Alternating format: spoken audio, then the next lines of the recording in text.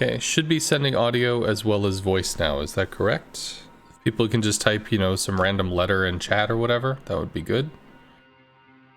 Well, I hear people yelling, I hear things, so that's probably going to do it. Alright, so we have surface fish in the Orkin. And I'm going to shout out this again. I realize you're here. But because he literally just went online like a few minutes ago. Sending a shout out to Nocturnal Scream. It's definitely not a CV main. He does play CV. He is quite good at it.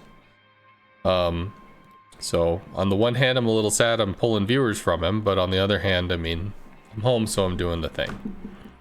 Okay, so working in a tier 10 match, triple DD. You have radar, potential radar. There's no CV, which is going to work out for you. Marceau's scary. Oyster is not so scary, I don't think.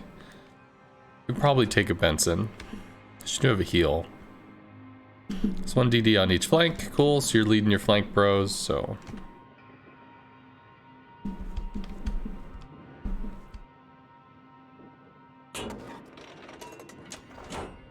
Enemy force sighted on the horizon.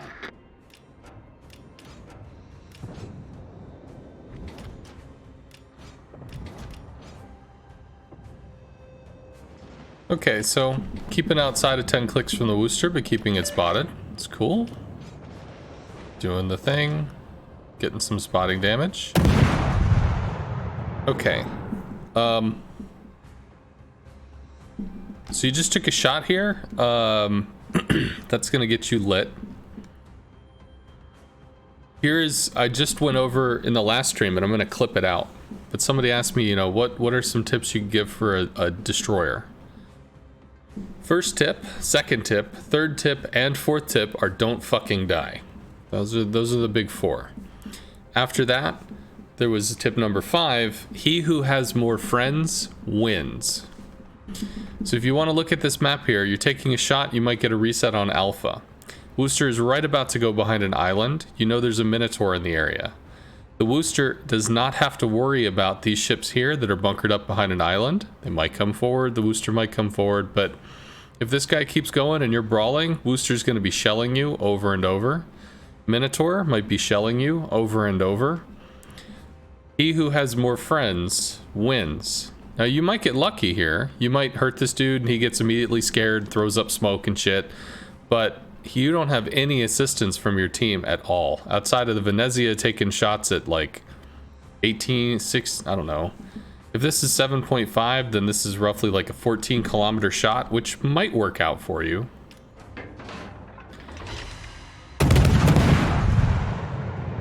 So you got resets, which are cool. Well, that's unpleasant. But you're okay. So the Minotaur shelling comes in. The Worcester shelling comes in. The Benson could join in if you wanted. Looks like the Worcester's not long for the world. And you're about to go dark. So, good on that. Worcester is down. So, you may have baited the Worcester into murdering himself by opening up. I need intelligence data. So, if so, yeehaw. But I still throw out my little proviso. One of the best parts of doing replay reviews is how everything ends up not going the way that I say it, right after I say it, so there's always that. Okay, so Seattle, Des Moines, I guess, have the Benson radar. You could probably dump in... The question is if you get a lit over here, which you don't.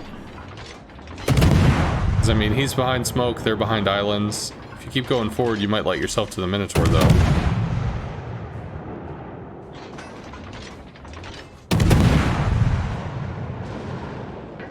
And now you are lit. But you can get behind an island, probably. Minotaur's doing some long-range shenanigans.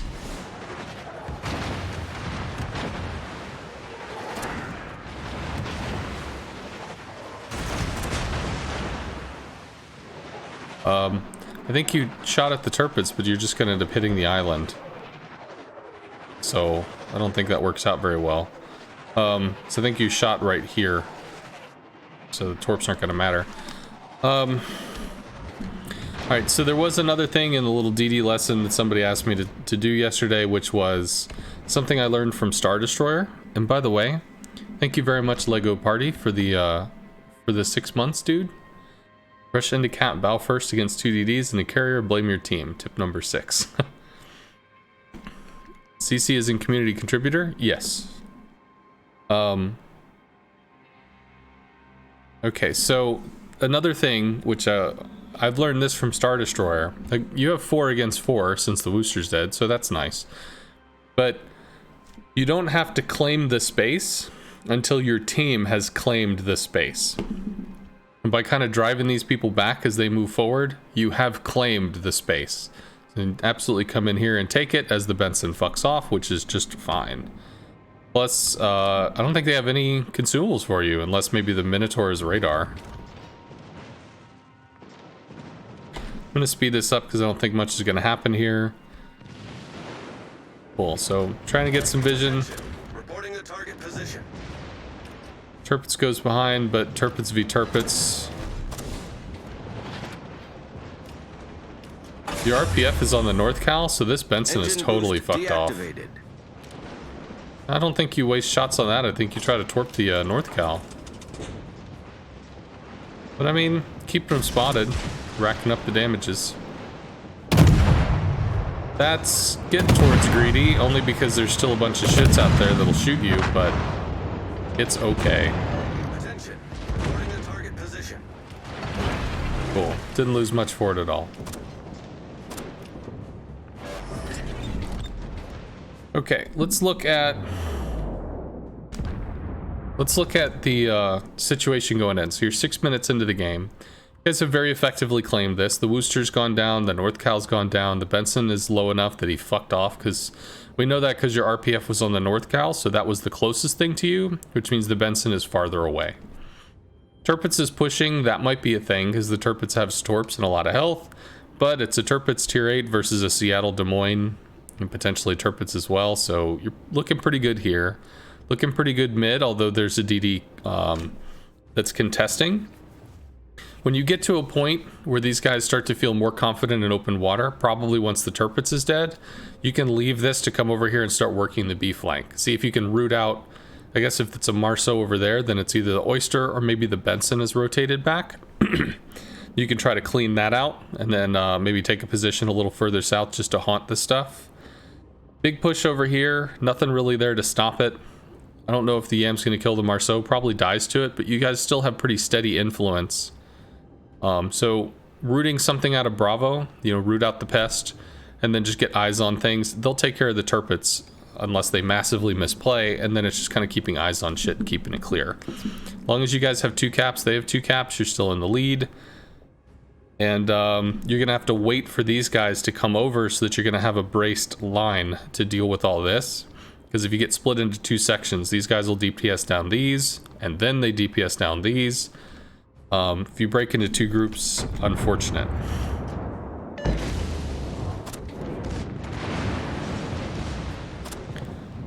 So you're about to be spotted by the Turpitz, which means you'll have a Minotaur on top of you if you do.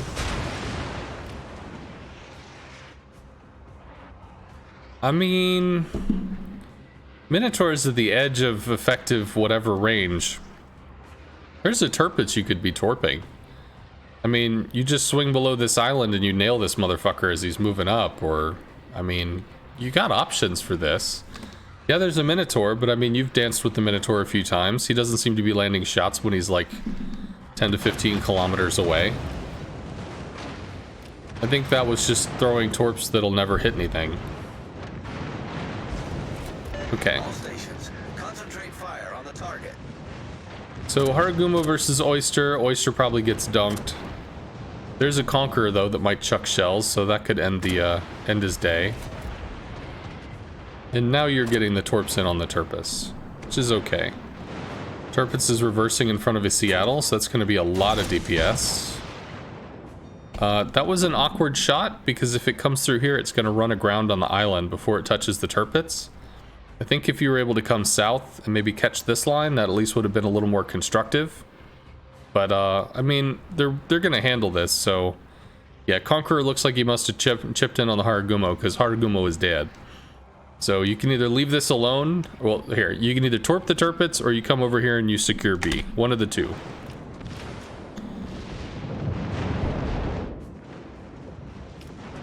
All stations, concentrate fire on the target. Turpets is dead. So really at this point, it's just about kind of securing B. Now you do have a Conqueror that's moving up. So Conqueror would be a great torp target.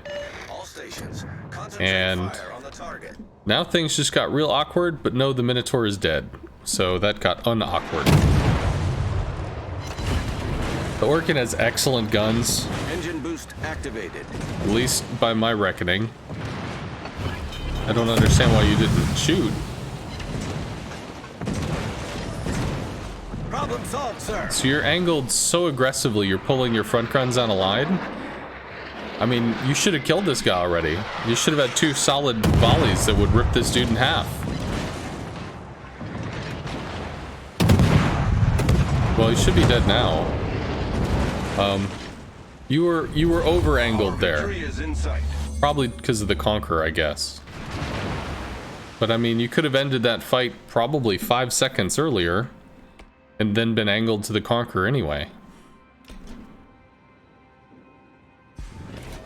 You go dark, Benson's on you. Showing broadside to the Conqueror. Completed the turn. Our victory is in sight. Oh yeah. Well, you completed the turn and then you uncompleted the turn, so that got a little rough. Our victory is But I mean, in at this point, you've got a fairly good situation. So, you slow played A, which worked out. Opening up on the Benson, I don't know about that. I think if you just spotted him, you probably did enough damage, because I believe the other guys got, well, some hits in. Because, I mean, he got taken down to about 2/3, and I don't think that was your guns. I think you hit him like twice. So, took some free shots, didn't actually count for anything, didn't hurt you. I think they got around, got some radar, dumped into him, ran him off. So you slow played A, that was cool. Once you had A, the question was, do you torp the turpets? Do you rotate Bravo? I think if you rotated Bravo, you had a kill before the Conqueror moved over, and your Haragumo might not be dead. So you would have, I think you would have won B a little more dominantly. But as it was, you did okay. Right, well, that's this one. Conqueror got a detonation on the Haragumo. Well, I mean, detonation, not a detonation, it's Conqueror shells, right? So if a Conqueror's gonna bitch slap a DD, the DD's gonna take, you know, however many thousands of damage. So that's gonna be some pretty significant oof. Alright. Alright, so we're gonna do the Vermont replay next. So I'm not exactly sure why I'm checking this out. Struggling with target selection and positioning. So with the caveat, I am not a battleship main. I don't know the positions on the map to tell you you should be here taking this shot from yada yada.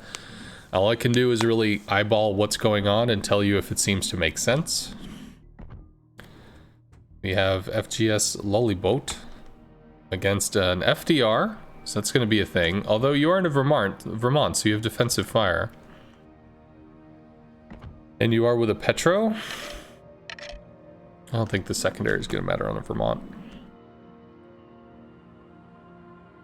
So you and the Petro do need to escort each other to wherever the hell you are going, because you are against an FDR. So y'all are both committing to the same flank.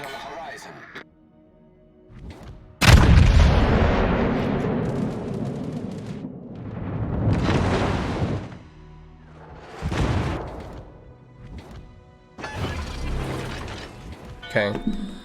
This is starting to get suspect. You're pulling away, the Petro's pulling forward.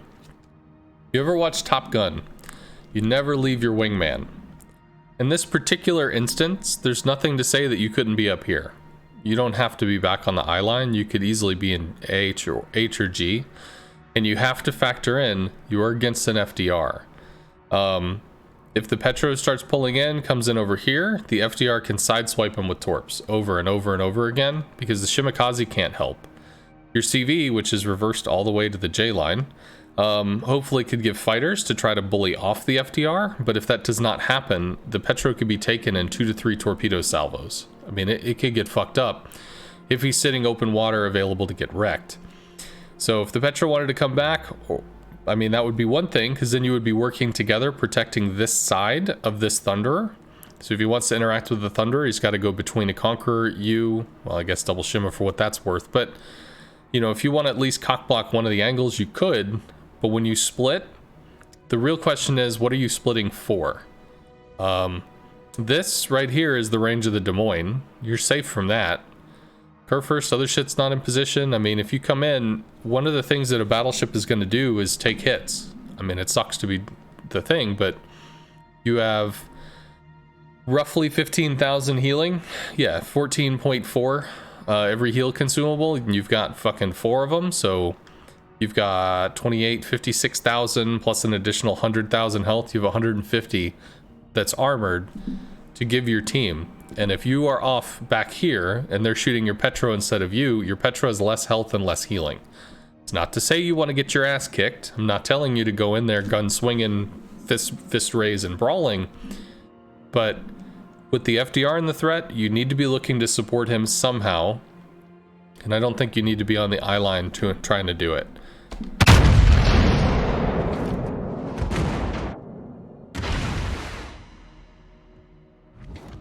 Maybe you could at least try to merge up with a Thunderer, but that still leaves the Conqueror alone. Something else. If we look here, you're at full speed. You're at full speed going the fuck away from the enemy.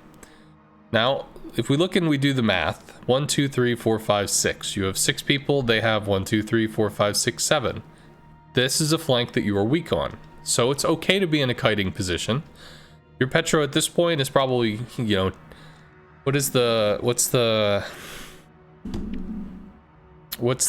meme, Indiana Jones meme? You have chosen poorly, or whatever. At this point, I think the Petro gets stranded. The Petro is now going to be FDR bait. He's trying to find a rock, which basically means he's trying to play like he's in a Des Moines. Petro can absolutely open water. As long as you're pointing the bow toward the threat, you're probably going to resist or shrug off a shitload of the damage. Granted, there might be some crossfire, but I mean, if he was over here bow tanking, I mean, he could be doing that, or he could be out here trying to kite away or something. Getting stuck at Bravo, though, means he's now technically stuck under the crossfire of 2 battleships while eating shit from the FDR. And if you lose A, he's going to be wrapped. This is going to be rough for your friend here, but you are literally 14, this is probably 20 kilometers away from a Des Moines, and you are full speed running away. You don't have to. You can just stop. You can stop back here, hang with the Thunderer, do whatever. Get yourself oriented to, if you have to run, cool, be ready to run, but you don't need to be charging away at full speed.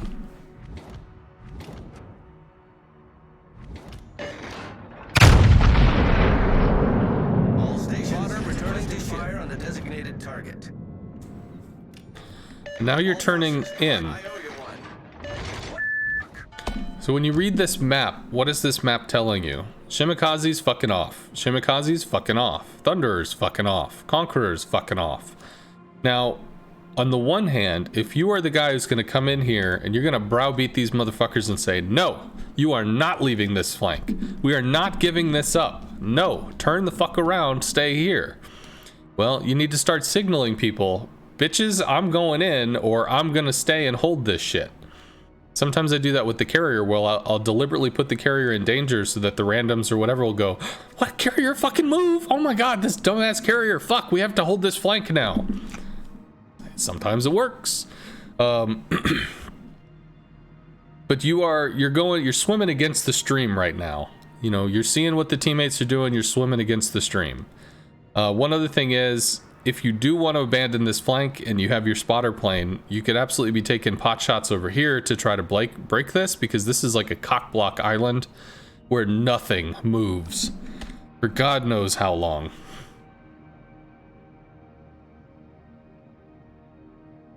All right, so FDR is now going to be on top of your Petro. Your Petro is going to be harassed until killed. If he doesn't have fighter cover, all the FDR has to do is come over and torp this guy multiple times. Bombs are going to be, they're going to hit for like 10 to 12. Torps, however, if he lands 8 torps, it's going to be like a bitch slap for 23. And then he comes around and he does it again. Your Petro is dead.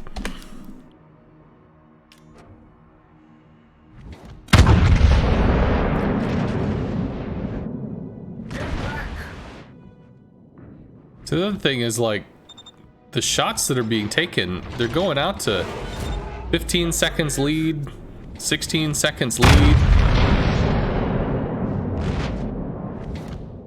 Okay, so Thunderer has turned in, probably in a vain attempt to somehow help the Petro, which is going to die to the FDR. That means that the Thunderer is moving in, which means he's more likely to get his ass kicked. You have more armor than the Thunderer does, and the Thunderer is further, like, closer than you.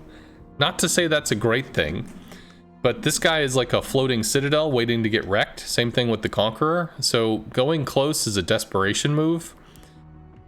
Still, I don't know. This whole flank has been awkwardly, like, pot-shotting at each other and not getting anything done. Now you have a Haragumo that's going to run up on your Shimakaze. You have to save this Shima at all costs. Ping the CV, scream, please deal with this. Come over here, shoot the Haragumo in the face. Don't dick with any of this stuff off at 20 to 25 kilometers that's in Never Never Land that you're not going to hit. Deal with the stuff you can hit. And while the Vermont is a sniper, it still comes down to the player. I am not a battleship main. So I already know when it comes to 20, 24, 27 kilometer shot, the answer is I'm going to miss. So I just don't take them. I don't play ships with long floaty shells and prediction game mechanics like that. Other people do. They predict better than I do. A lot of these shells have been pretty perspective. They haven't really landed. So I think you're going to want to start looking in that 15 to 20 kilometer range, not the 21 to 28. Although practice makes perfect. The more you do it, the better. You need to be staring at this Haragumo. You have to kill this Haragumo. If the Haragumo kills your Shimakaze and nobody is dealing with this, the CV can't deal with it, this dude will be up your ass and kill you. You have to shoot the Haragumo. Haragumo is dead. You got lucked. CV did actually help, which is nice, but the Shimakaze is the one that took it. But in the future, you have to shoot, or at least be prepared to shoot the Haragumo. Nice hit on the Iowa. Ohio, whatever.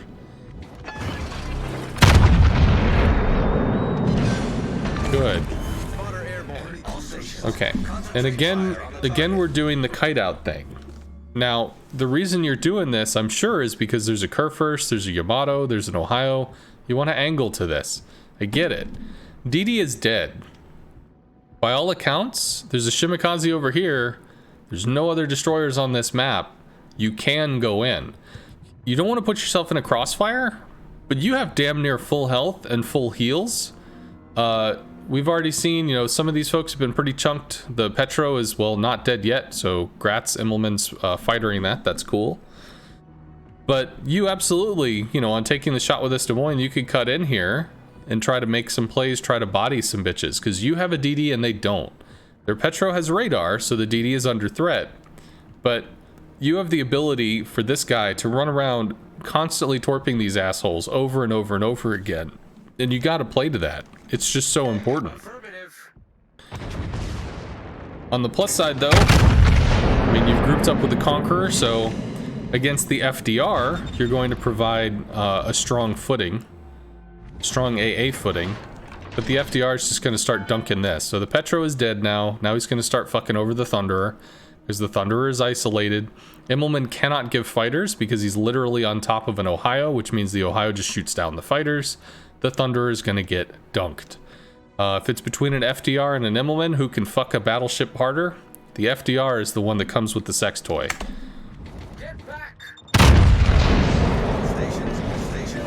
Yeah, a little speculatively too far.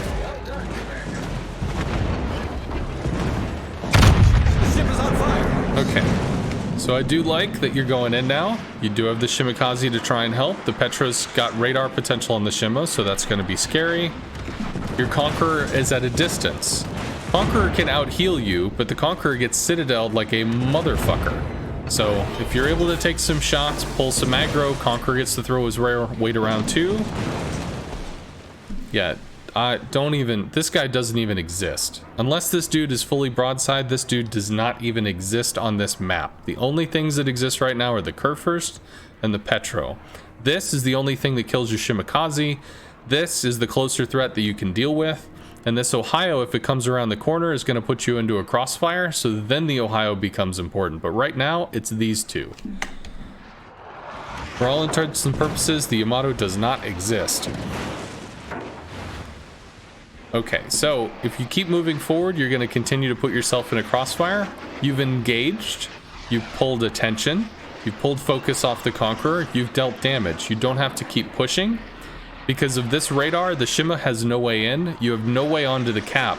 All you're really trying to do at this point is to pull attention, shrug off damage like the Vermont is capable of doing, and then take shots as capable. So you could start reversing here. Problem solved, sir. So the Ohio is turning out, which is kind of nice. Probably eats a Torp, actually. Torp looks good.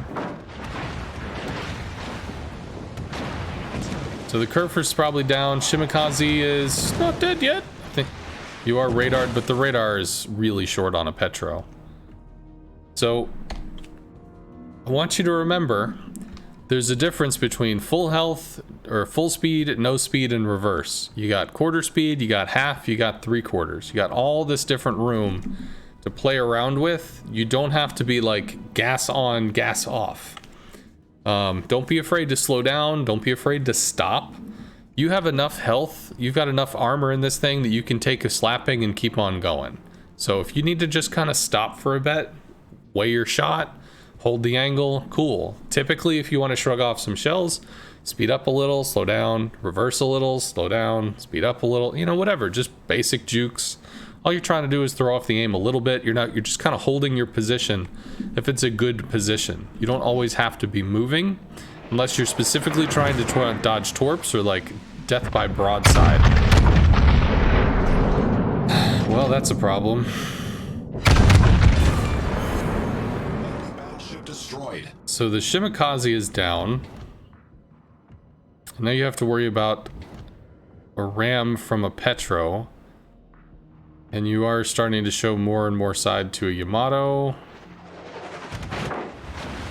But worked out okay. Anti-aircraft fire support. So your team over here is stalled in the Cockblock Island. You don't really have eyes for the Petro or the Ohio. You could play Ring Around the Rosie with the Petro maybe. Move up, get him to force him forward. Conqueror starts to engage. Plus you angle to the Yamato for what that's worth. Well done, Commander. Stone the crows. I think that's a lot of lead. I think that's a lot of lead. I don't have a good measurement for this, but you might try to put the little circle on the tip of the nose of the battleship. The position of a strategic target. Provide anti-aircraft fire support.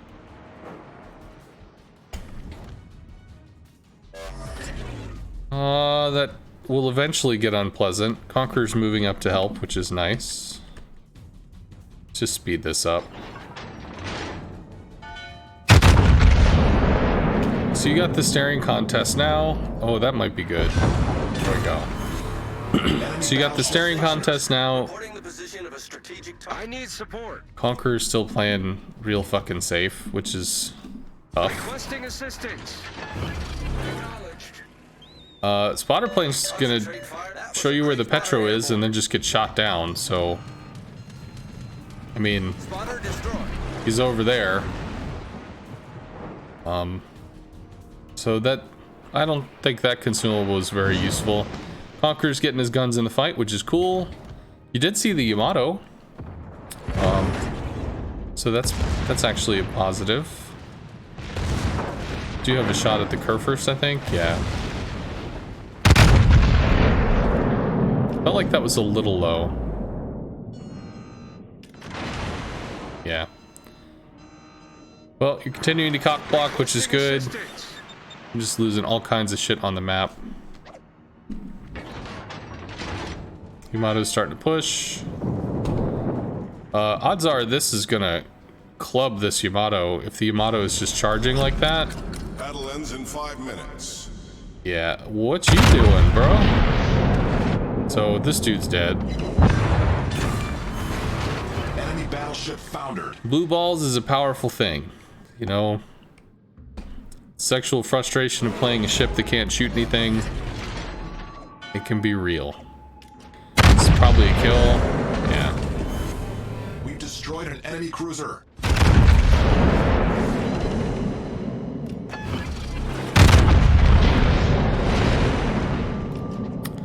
Okay, so Shimakaze has to be dealt with. Immelman can probably light it for you. Conqueror's gonna come in and cap B. You only have a minute. You don't make up. Aircraft fire support. No. There is no anti-craft fire. You don't get to see this. You're not gonna clock a Shimakaze from 17 kilometers away, and the FDR, well, he might have reversed into the open, but it's really unlikely. Yeah, so. Alright.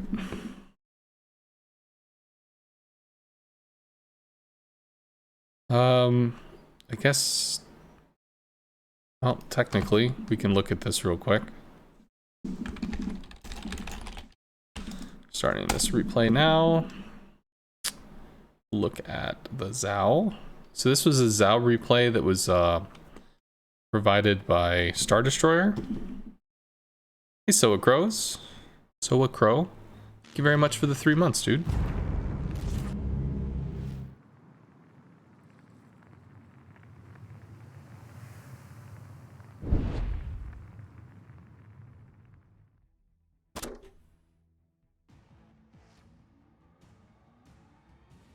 Alright, so he is in a Zhao in a CV match.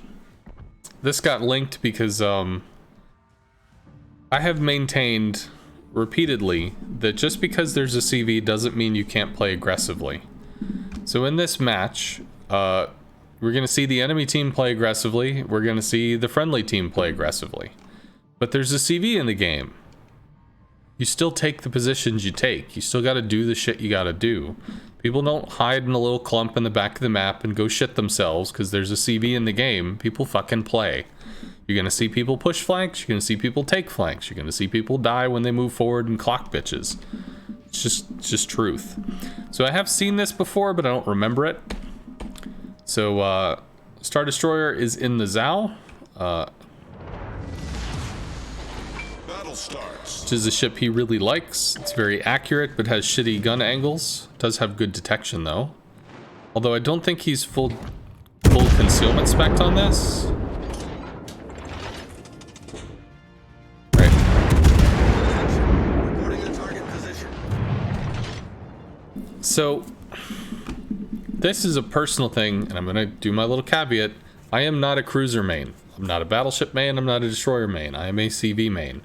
So when it comes to looking at surface ships, I can comment on anti-CV tactics and general map reading. As far as the concept of what the Zhao is, it's got an incredibly low detection so that you got surprise motherfucker moments. You got long-range torps for surprise motherfucker moments. So ideally the Zhao would be played almost out here, so if the Des Moines or something was pushing, you appear out of nowhere with a shitload of citadels and you dev strike the bitch. Gone. And then you re-engage your cloak and you dis-a-fucking peer. Zhao has less health than other cruisers. It has bad or worse gun angles than other cruisers. Like, it's got its downsides, but its possibility space is you can ambush or rather surprise motherfucker some people. But that being said, when going into a situation where they've got a DD and a whole bunch of other stuff, well, if you can't surprise motherfucker people, you can farm, which is, I think, exactly what we're going to see for a while.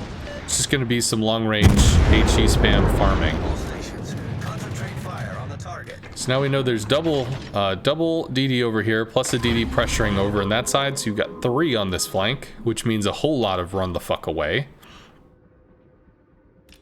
And farm them if you got them. Designated target. That's basically what it comes down to.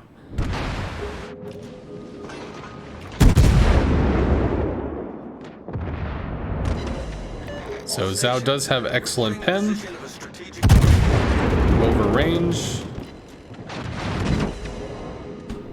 Okay. So looking at what the CV is doing and looking at where the Zhao is, there is something that stands out here. Your Zhao has 5.8 kilometers aerial AA. 5.8. This Shima is barely in one. This Shima is outside of it. If you weren't kiting at full speed to get the fuck away from the Yamato Des Moines, which is understandable because it's a Yamato Des Moines, and this is a Des Moines within 13.8, so that's not a joke. If you faded back even 1 kilometer, brought this down to 12.8, you'd have flak that this dude would have to dance through. Might hit, might not hit, but it's still something. It's still some form of support so that the Immelmann is not just living on top of the Shimakaze while the Des Moines is shooting at him, while the Yamato is shooting at him. Whoever the fuck wants to deal with the Shima gets to do it for free because Shima AA sucks. Booster's probably helping. Shima might be helping as well. But if you were just 1 kilometer back, you might be doing as little as 70 to 100 damage per second.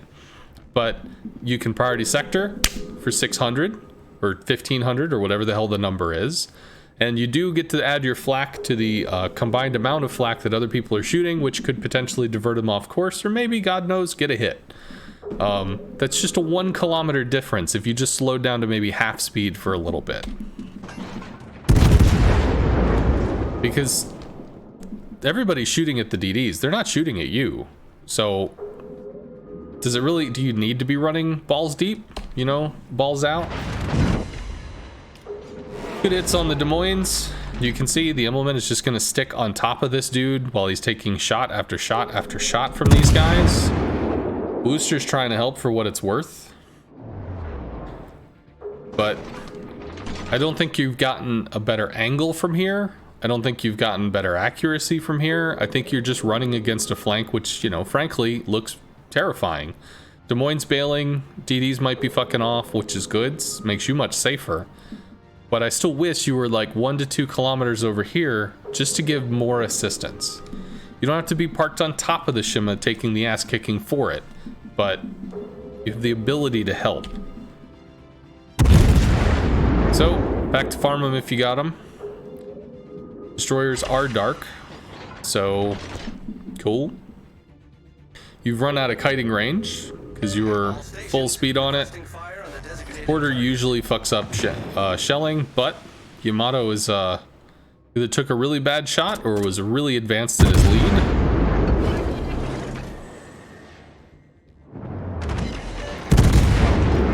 And this is going to be more maximum range. Fuck this. I don't want to deal with this stuff. So Des Moines is way out of range to try to deal with you. Destroyers, no. And if you're pulling fire, which it looks like you're pulling fire of the Yamato, that's great. Because if he's shooting you, he's not shooting somebody else. And odds are at 18 kilometers, you're probably going to be able to juke him.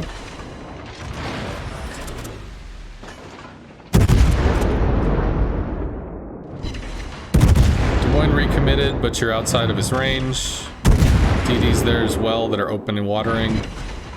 And so, farming the primary threat. Big hits on the Des Moines from a torp. Okay. So we're 7 minutes in, and one of the reasons why Star Destroyer sent this was people push in CV games. The caps are lava, you can't get the caps. Well, they took a cap. Flanks are lava, you can't take flanks. They took a flank. How much has your CV put into the Yamato? Probably not a lot. How much has your CV put into the Des Moines? Not very much.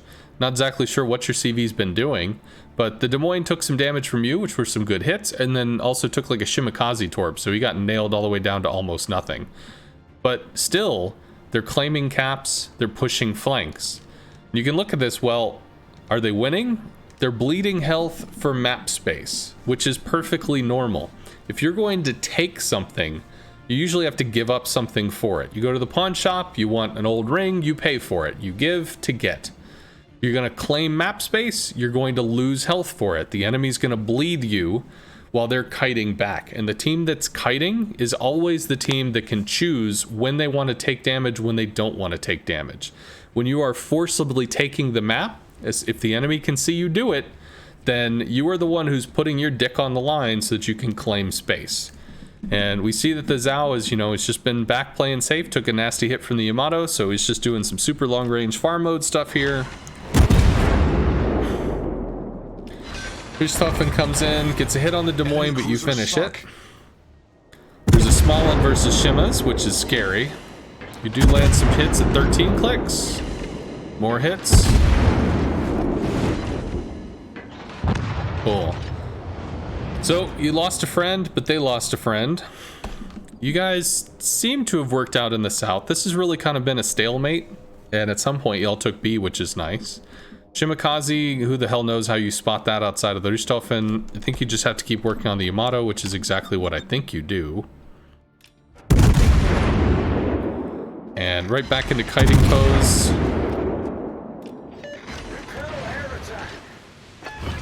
And now, okay, well. 16 clicks on the Shima. Cool, your Shima takes theirs. Back to farming the Yam. So at this point, you guys are down 150 points. Something's got to give. Enemies in Bravo. Y'all are fading back. Y'all are actually higher in health than they are, at least according to this replay. So that's interesting. Still working the Yamato because it's just tough to push this. I mean, Yamato lands a Citadel and that's a critical oof, right?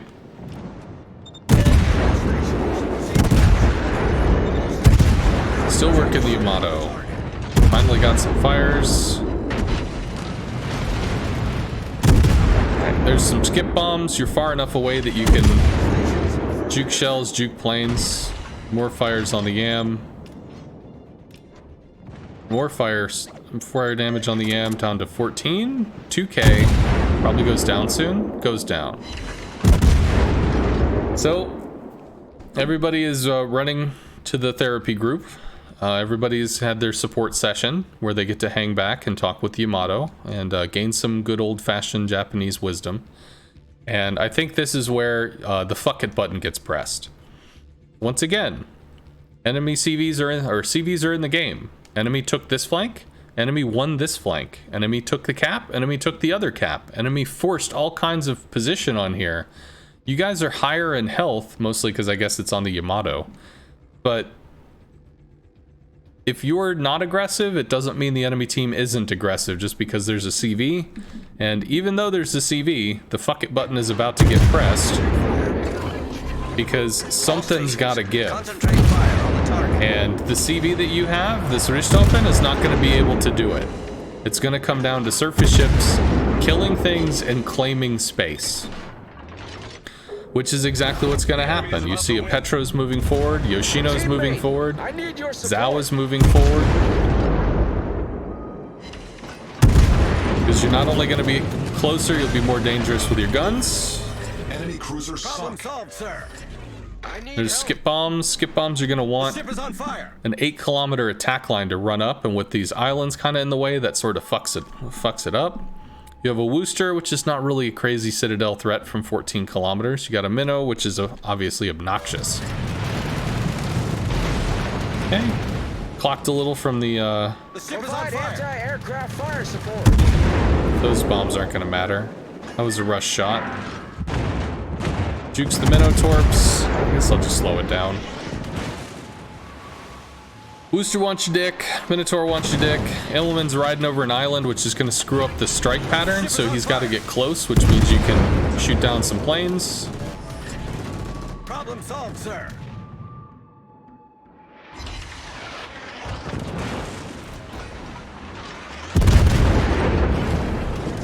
Minotaur sees you. Planes coming in. Torps.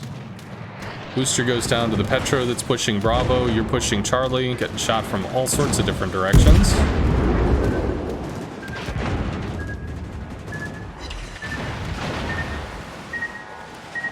$3K health is not very much. You do have AP loaded. I think the chance that you Citadel the Immelmann is not great. Because, I mean, it is German. Skip bombs coming in from the side. 3K has to hit you twice. Very possible, showing a lot of broadside. Clock that bitch. down to the Immelman. So during this push, for the people that are, you know, CVs can't do this, CVs can't do that, whatever. During this push, where was the enemy CV able to attack? One ship. But they were pushing both flanks. Was the enemy CV able to focus on the Petro Minotaur? No, because he was focusing on the Zhao. The Zhao was isolated. The Zhao still took multiple strikes to take down while in the crossfire between two cruisers because of an excellently played movement from Star Destroyer. Moves forward, gets a kill on a Minotaur, pushes the Immelman out, cock blocks Charlie for like a minute and a half worth of time, which is pretty significant. You got a minute 40 remaining. If the Immelman goes down, I think that's going to be it, and it does. So they're able to rescue that with the counter push. All right.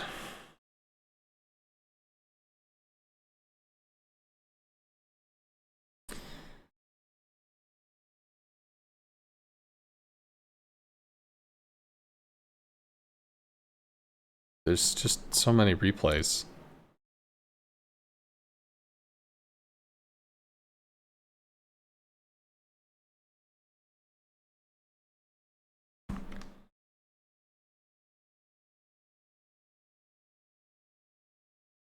Right, we'll do a Kaga one next because I think we're into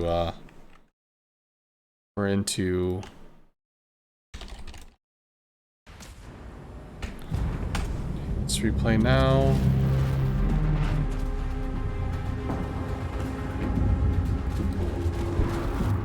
Kaga next.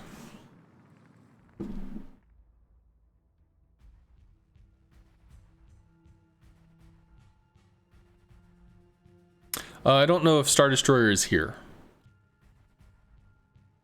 Buthrakar? I've always believed that CVs add to the game, actually discouraging passive play. I know personally I prefer CV games much more, and this is a big reason. Just wondering your thoughts on that. Well, there's elements to what a CV is going to do.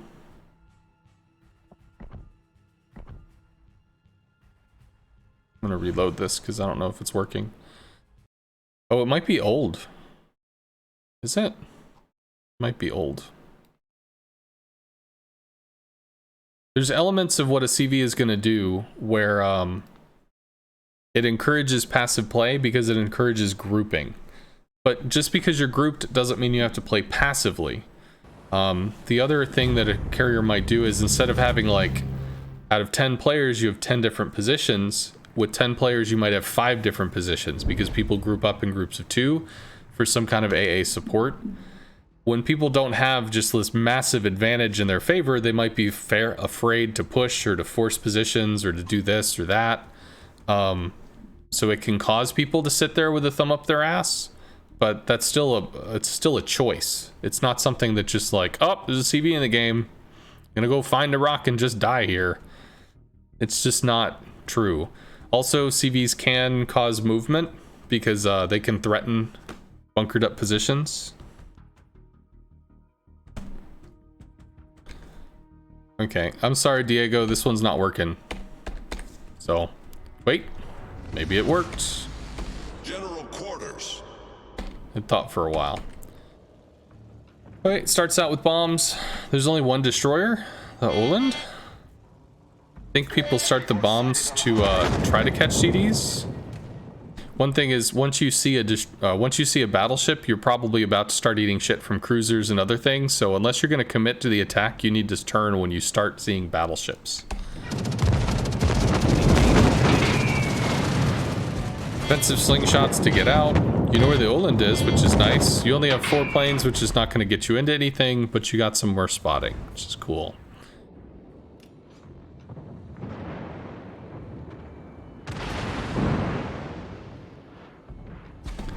So, looks like heavy side, light side. I don't really know what the torps are going for, though. I think my personal thing would have been to try to screen the Oland.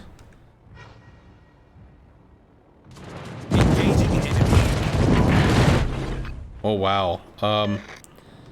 Okay, so in that case, I think you realized as you were coming in, holy fuck, that's a lot of AA. I can't do this, and you bailed, but you dropped really far away from the target. So the likelihood that those hit is very small. I still think right now that screening the Oland is going to be the most important thing that you can do. You have a destroyer that's able to kind of screen over here. So that's going to allow your ships to be able to shoot at stuff, be able to choose when they want to push or invade or do whatever. Similarly, the Oland is the torch lighter, you know, the torch bringer for the mob of evil bad dudes. So if you can screen this guy, wound this guy, drive this guy off, that kind of stagnates this push and stagnates this section of the map. That being said, it's a Kaga. You probably want to run around torping the fuck out of stuff, but you need the angles for that to happen. You need ships to kind of settle into their positions so that you know what you can strike and what you can't strike. For instance, this stuff, everybody's still moving around, trying to find their positions, rustling around this way and that. It's just, where's the angle? What's the shot? Nobody's really figured out what they're doing yet, so it's just, there's too much chaos to really make that happen. Now you can work on the Musashi, because the Musashi's kind of picked a position. Sure. You don't have a return strike. I mean, you could torp this out, but it's not going to do anything. Yeah. So, if you're going to do something, have a reason to do it. Sometimes the reason can be, I want to shoot something. I want to deal damage to something. That's an okay reason. But dislodging the Musashi is valid. You came over, you dropped him, you turn around, you come back. You come back and you drop him, come back, you know, send another flight, stay on something. If you're just kind of shooting the stuff that's in front of you, it's kind of like a dog chasing a car, you know, whatever just kind of gets you excited and you go after it.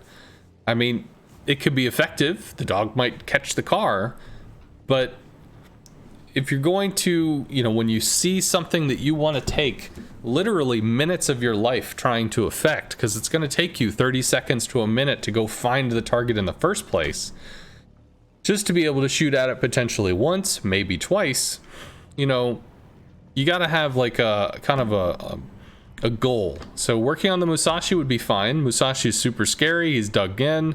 That's going to prevent any kind of movement here. Plus, it's a lot of threat. If you want to start digging into the Musashi, that's cool, but stay on it. Don't divert and swing off to a Zhao you're not going to hit. That doesn't do anything. Now that he's pretty much bunkered in there, you could probably start bombing him to light fires, because the torp angles are going to suck. That's exactly what you're doing.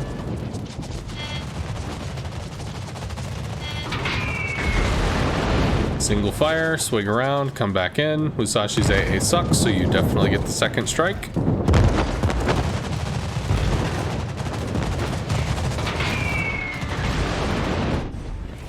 More bombs. More bombs, not torps. So, torpedo protection on the Musashi is pretty good, and this angle is terrible. You gotta fly all the way up here to come back in on this angle. Like, this is just no bueno. You come in here with bombs, bam. Spin around, bam. Do it again, bomb, bomb, over and over again. Light fires on this dude. Burn damage cons on this dude. Force this guy to think, fuck this position, this is terrible, and to move. So, on the plus side, you did get him to move.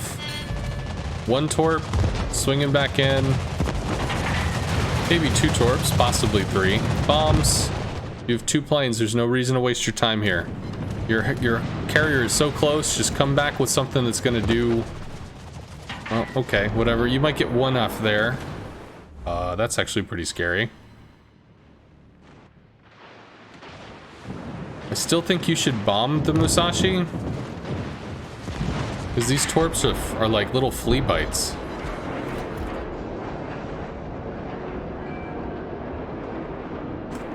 Can you reverse here? Alright, well, that works too. So you have torps going out to the Moskva. You have a heal, he has defensive fire. You get him to hard turn in front of your team. Cool. Groon's isolated, Montana Zhao off in the middle of nowhere. This isn't an issue right now. This is about to be a big issue. I mean, okay, the Zao Montana is a big issue. The question is, are you the thing that's going to be able to take it out? Versus these guys being able to move to B. If you could cock block this Zao, that would be pretty huge, especially because the Zao is low, although you might not know that.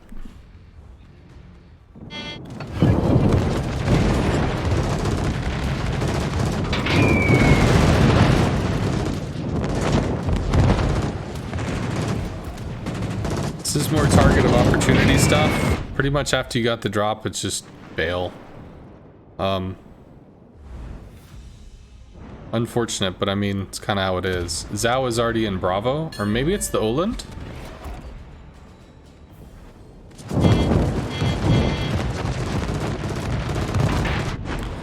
Okay, if you have the option, on the one hand, Japanese attack lines are long attack lines. So you can have a long broadcast strike. In the Montana, you could see, saw you coming up and turned out. Ideally though, because of this situation and you've got a Yamato as well as a Des Moines, you want to be coming in from this angle. Because he's going to want to angle to the Des Moines. He doesn't want to turn into your torps over here so that the Des Moines can start landing, you know, 8 to 10, well, 5 to 7k salvos every 5 seconds. So rather than taking the least time approach, where you're just going to have him angle to the Des Moines and the Yamato, you want to actually force him to choose. Is he going to angle to your torps, you know, potentially save 5 or 10,000, or is he going to angle to the Des Moines? Basically, don't help him evade you. All right, so Montana, you're bailing off on the Montana.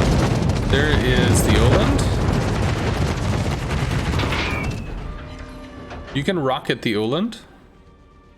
See, bombs, I don't know. I just don't see the appeal for destroyers.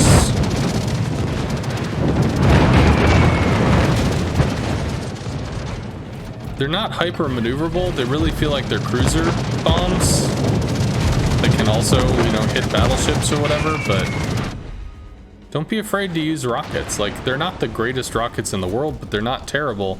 This Zao is about to kill you. The enemy is about to win. As much as you're looking at the Oland right now, you have to look at the Zao. You just saw that. Fighter returning to ship. Maybe you get this in 2 shots. Aw. I think you tried to stay there and spin around. Maybe your planes were dead. I don't know. Battle ends in 5 minutes. So, you committed hard to this side, you committed to your heavy push side, and they drove off to the A line, strung it out, and then were able to come back in and make kills. Oh my god, just fucking stop with the endless noise. Like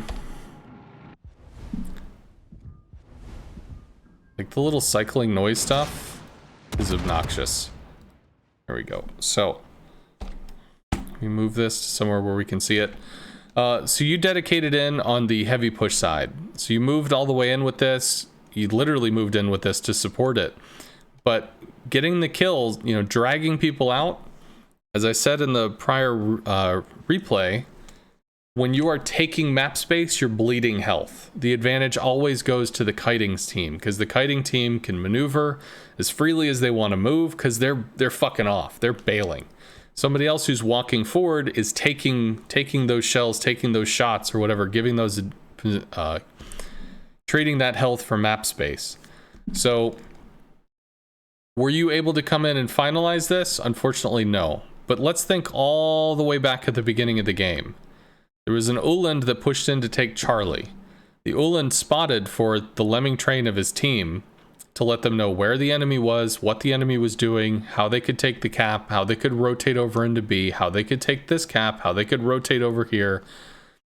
If the Oland was slowed down, bullied, harassed, whatever, if this slowed this push down and allowed you guys to have more time for your lemming train to do its job while their lemming train stalled, that might have changed how this all flowed. I think not going for the Oland was a mistake, because you instead went for some grouped up stuff that was like, this is going to take ages to kill. I mean, the Musashi is going to take fucking forever to deal with. these giant weird kitey balls of whatever the fuck is up here is going to be a problem. This lemming train is just a solid mass of AA. I think the Oland was kind of the only viable target, and was actually a really viable target because that is what's going to move that lemming train forward. You can see you have a destroyer out here. Where did your team go? Where the destroyer went. Where did their team go? Where the destroyer went. It's amazing how much control somebody in this little lolly boat has over gigantic ships, because they'll go where the DD is going. I think that was probably one of the biggest mistakes out of this whole match, was ignoring the Oland in favor of trying to torp stuff. And the torp stuff it didn't really pull out. You got some kills, I mean, you moved up and took some position or whatever, but ultimately it just didn't matter in terms of control.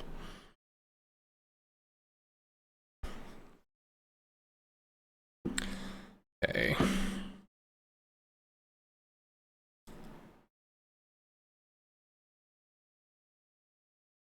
So this is a Shikaku replay.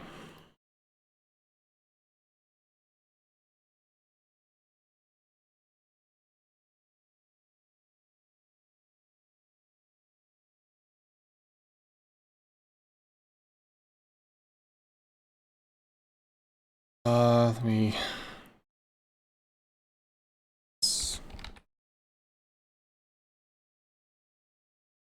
I guess I'll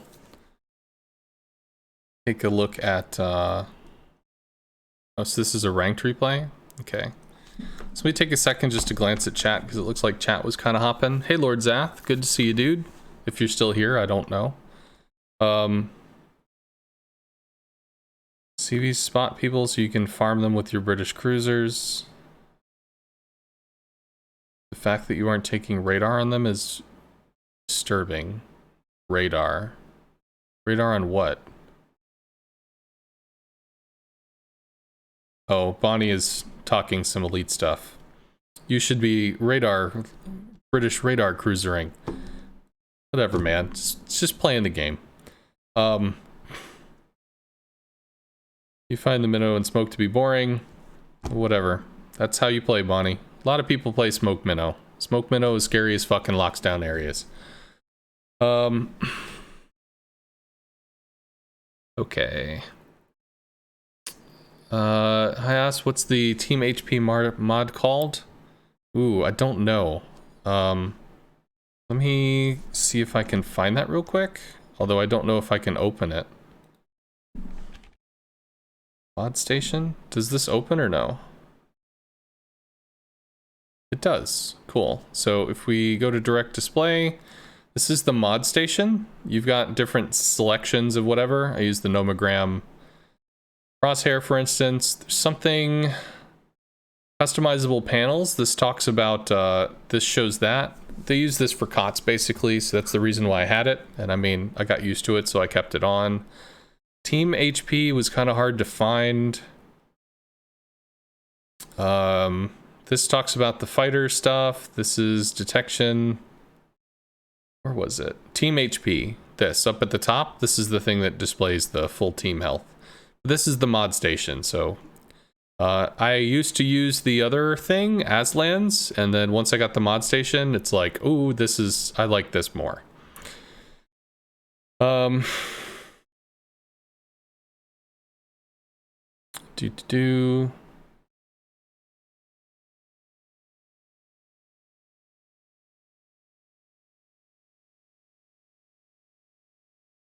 Okay. Awnings. All right.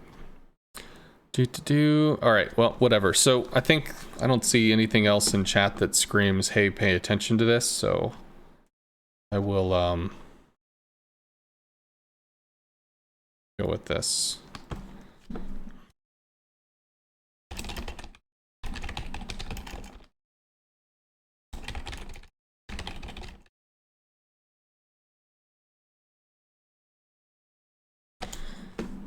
All right. I'm going through a bunch of replays because God knows there's just a shitload of them. So let's not throw another 5 or 10 replays into the mix so that this ends up going for an additional 4 hours. I would like to play. It's just that there's a lot of the stuff that seems to have been sitting for a week and a half or whatever, so I'm just trying to blow through it. All right, so Shikaku out lone. Don't think I've seen their play before. And let's get sound back in.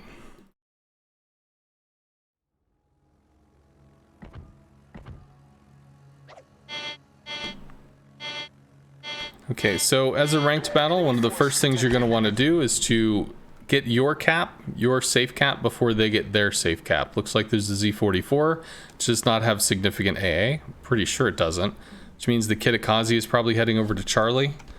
So while you could strike here, what you want to do is delay. And Japanese planes, when you take the attack, once it goes green, they really don't turn left or right anymore. They basically just hold the line. So in a way, this is actually beneficial for you because you force the Z44 away from the cap without actually throwing planes. But you do need to actually save or try to get resets on this, or like you just did, cause a delay. Taking the shot there was wasteful. If you had just held your fire, you might have been able to get out and come back in, threaten a return salvo, but good news is you're taking A before they're taking B. So you're gonna have a point advantage there.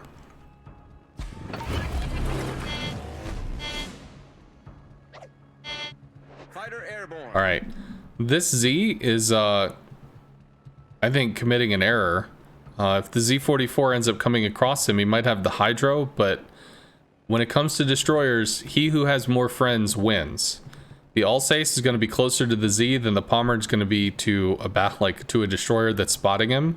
The Atago is going to be closer to the Z than the Azumos that's going to be shooting at the destroyer. So it's like, if this Z44 trips across the 46, he's going to lose half his health before he can hop into smoke. You might want to ping this dude back, because unless these guys are really taking defensive positions, I mean, if they're pushing up to take the cap, then theoretically the Z only has to be back here to be able to spot the enemy destroyer trying to get into A. So if he plays back, he's got friendly ships. You can hold A while you guys are making moves at C. You probably want to ask this dude to get back. Otherwise, he might just get murdered. All stations. Reporting position to strategic target.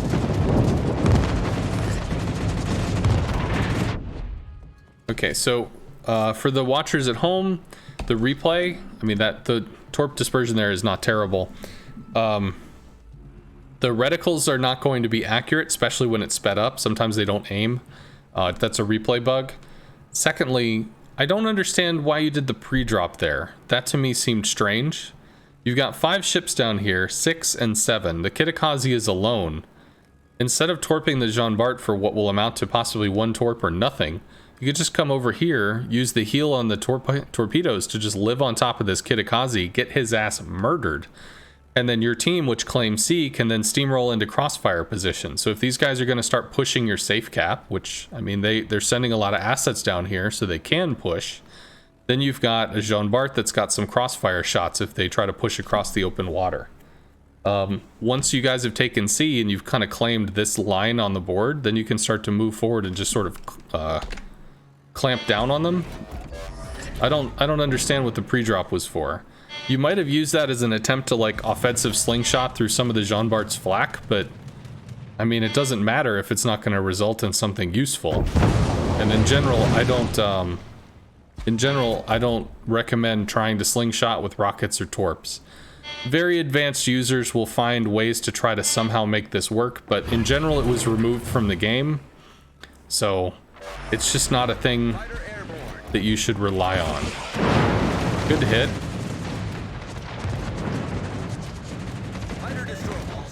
You're using a lot of boost, and you need the boost for the attack. Overfly. Salvaged.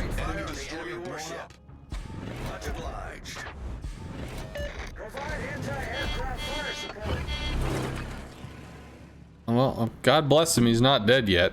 I guess the Z44 is playing scared. Nope, now he's dead. So... okay, AP bombs on a Jean Bart is going to be a waste of bombs. That being said, you don't really have a good bomb target other than maybe the FTG, so maybe it just is what it is. You should be using torps for this. The likelihood that you Citadel a French battleship with Japanese AP bombs is extremely low. All right, so right now we're kind of doing this: go over here, go over there, go over here, go over there, go over here, go over there. Try to make sure that when you are doing something, try to make sure that you are doing something with a purpose.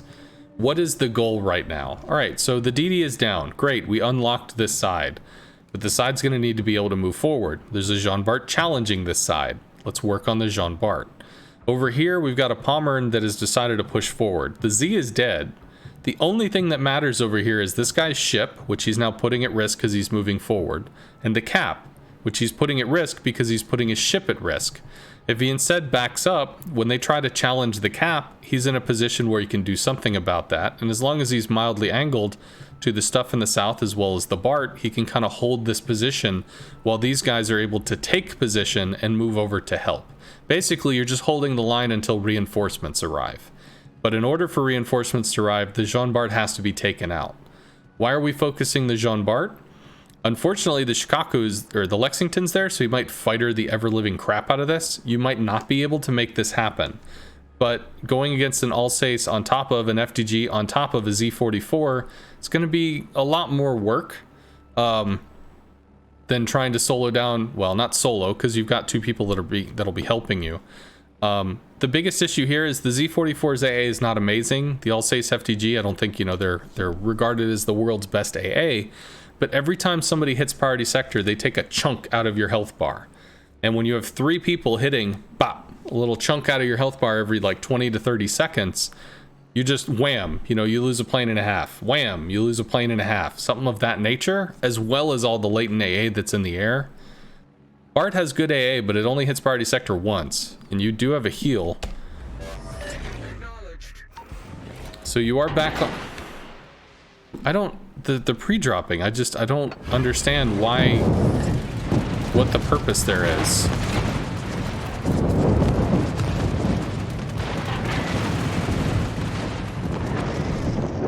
Wouldn't it be nice to have 2 more planes right now?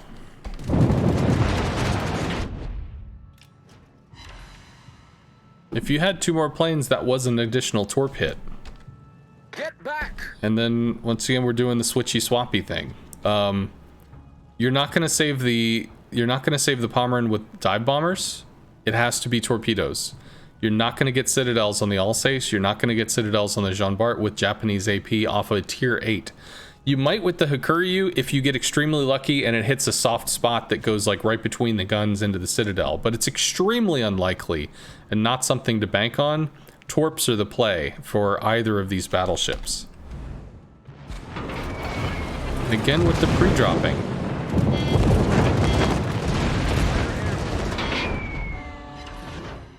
So I think what he's trying to do is slingshot to like lower the amount of flak interaction he has. I need air support. But you could just fly where you're avoiding the flak. You're still taking all the continuous. Reporting the target position. Alright, so now he's too close to the island for you to be able to torp significantly. Secondly, this torp line doesn't do anything. This torp line just tells him to angle to the Pommern. So you're just helping him get a better angle. You needed to come wide to strike this. You needed to force him to either turn off into the rocks or turn out to your torps or just take the damage.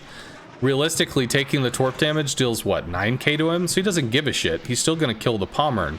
But if he's not going to kill the Pommern, or if he's not going to kill the Alsace, you have to. So you need every shot to count. And again, this is not a good line.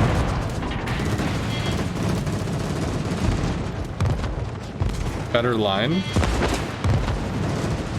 Causing him to veer in front of an Izumo. That might be his death. If the Izumo has a shot. There we go.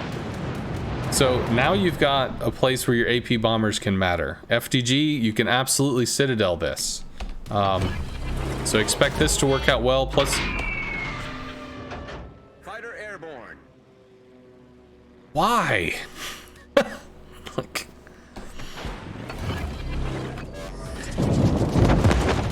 If you're gonna pre-drop like this, pre-drop back here. send your planes home faster. When you pre-drop just before this, you're not getting any flak or continuous damage interaction. You're just putting resources in the air so they take longer to fly home. Like, if you're gonna do this, I'm gonna hit the FDG. I'm only gonna go once. I'm not gonna try for a second strike. I'm not gonna do it. Just pre-drop immediately.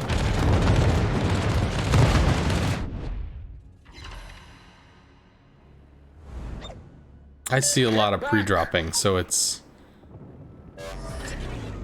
All stations retreat. I have an allergic reaction to it. Not that it's bad, because it is a good tactic. It's a good, fine thing to do. Right. Cool, so...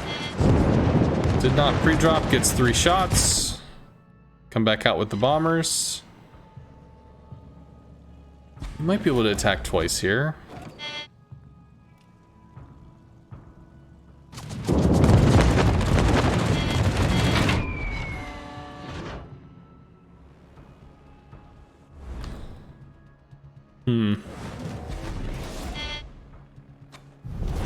Our victory is in sight.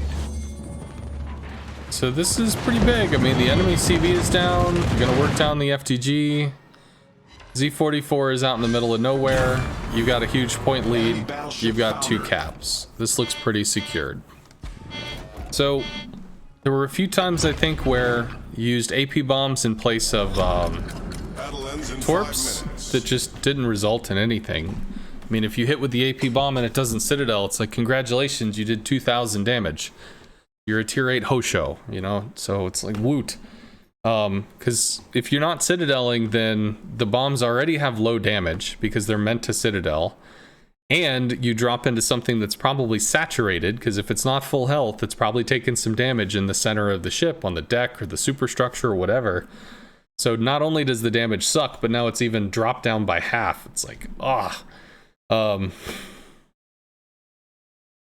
yeah, so not a lot of craziness, or not a lot that stood out. I mean, it worked out okay. Try to focus on a target to commit to a situation. I didn't see a situation. By the way, thank you very much. I might have said this already, but thank you, Soacrow. Maybe I missed that. And thank you for the 500 bits, Thalamus. When you're committing to a situation, commit to a situation. I'm helping this until I have achieved X result. I'm helping this until I have achieved X result. Now, you can be in a situation where you do, oh my god, the dam just broke. Superman, we need help. And then, you know, you got to fly over there and you got to somehow save the kids before the school gets flooded or whatever. In those instances, you will know, oh fuck, and you got to go over and deal with the stuff. But there should be that realization of, oh fuck, that you got to go over and deal with the stuff. It's not just, you know, do a little here, do a little there, do a little here, do a little there. Okay.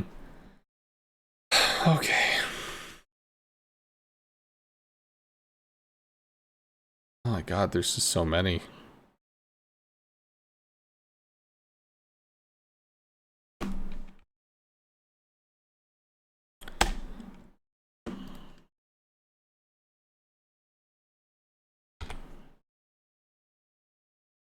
So another Kaga game.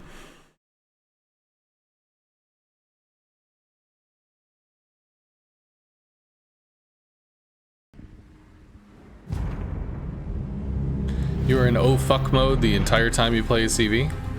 It needs more reflect.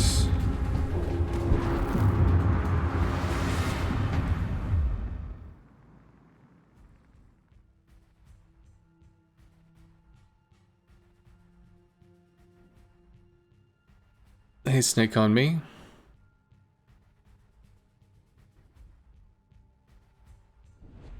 Okay, let me see if there's anything crazy going on in chat. Oh man.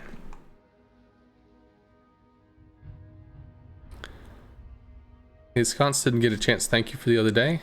Yeehaw, dude.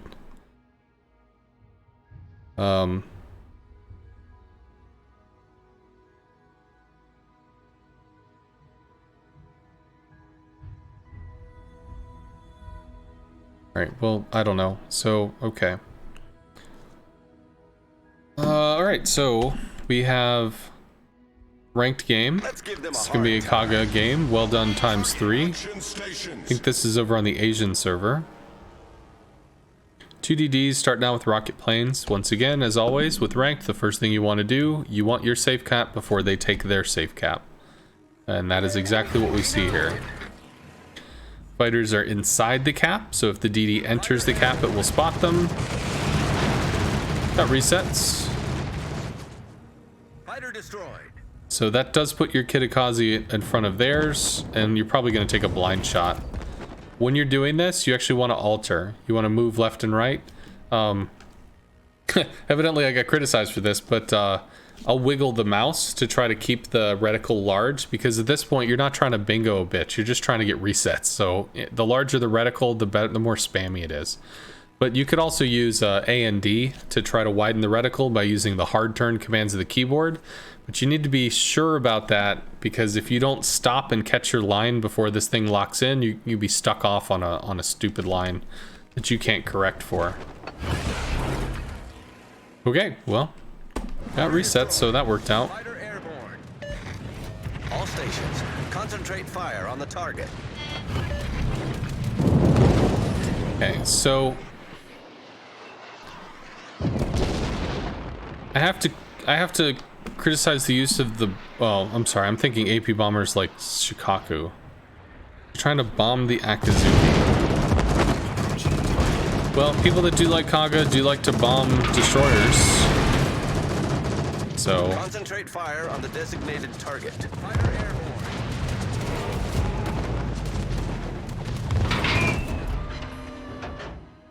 3? The fuck? Okay, sure. All stations. That drop didn't look like 3, but okay. I'm actually surprised you're not torping the Akazuki here. Cause like you've got a great line. Now you see the Akazuki. Too close? Well, reticle's off, so two into that's pretty big. Akazuki's having a real bad day. I think I would probably come out with rockets, because you have to, you know, it's RNG to get a bomb. It's reticle placement to get a rocket. 1500.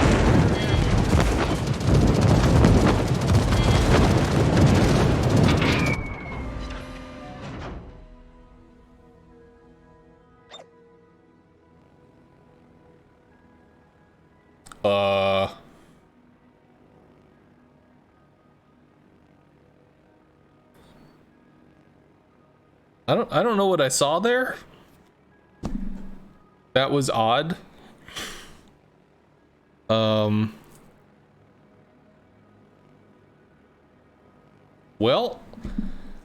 you got some fires on the Veneto, so that's cool. But I don't know why you didn't bomb the Musashi. I think you originally brought it out to try to hit the Akazuki, but the Akazuki smoked. So then you took a line on the Musashi, and you avoided the line on the Musashi, and you went for the Veneto while just getting shot. That was confusing, but you hit the Veneto. But the Musashi is the focus target right now. Okay, so before we go further, 1, 2, 3, 4, or 1, 2, 3, 4, 5, 6, 7. Udaloy is dead. This is where all the enemies are. You're flying over here to the Kitakazi, I guess to give him a fighter. Kitakazi should have smoke, so the Kitakazi should be fine.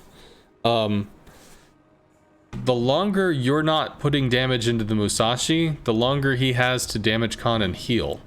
I mean, theoretically, if you bombed the Musashi, you'd be lit on fire right now, because, I mean, it's likely that the Kaga sets fires, and either have to damage con it or be burning. I think you stay on that. There's no destroyer, there's nothing to bully the Kitakazi. The only thing that can is the CV, and the Kitakazi has smoke. You might not want to use smoke, you might want to, like, you know, shoot some shit or whatever, but once he goes in here, if he sees these rocket planes diverting, he hits the smoke key, and he's fine. The fighter, could save him a smoke, but I don't know. I mean, y'all are down on health. This is still an awkward position that y'all are in. I think you gotta get this off the board. You know, get the Akazuki down, get the Musashi down, reduce the threat level before you worry about running off into the middle of nowhere to give the Kitakaze a fighter. Because, like, the CV's not even paying attention to this dude. CV's over here striking the lightning.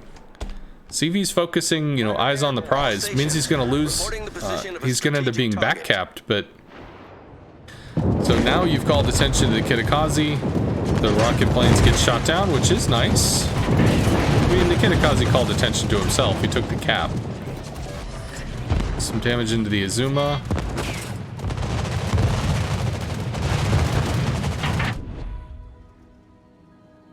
I think you might have some ping issues right now. So maybe that's what happened with the Musashi. Like, it just freaked out and you ended up overflying. So then you turned in and you took the shot you could, because whatever happened with the Azuma, that looked like ping issues as well. So maybe that's what's going on. That would make more sense. Yeah. Akazuki. Akazuki.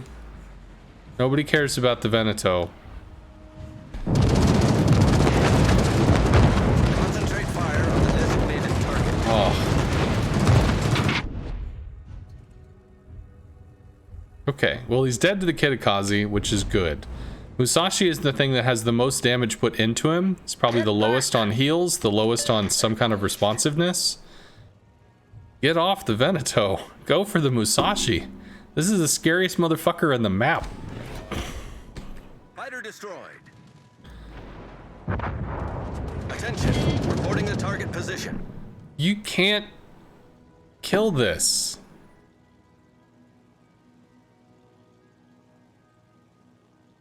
I mean, the Musashi has the assistance of the North Carolina, but you're in a Kaga.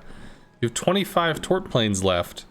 If this is a one-way trip, you go ahead and pre-drop, come over, drop the Musashi, then lift off. Pre-drop, come over, drop the Musashi. These are the guys that are moving toward a cap. This dude is not doing shit. This dude is sitting in the cap, not moving forward, not pressuring, and is going to come under the gunfire of an Amagi.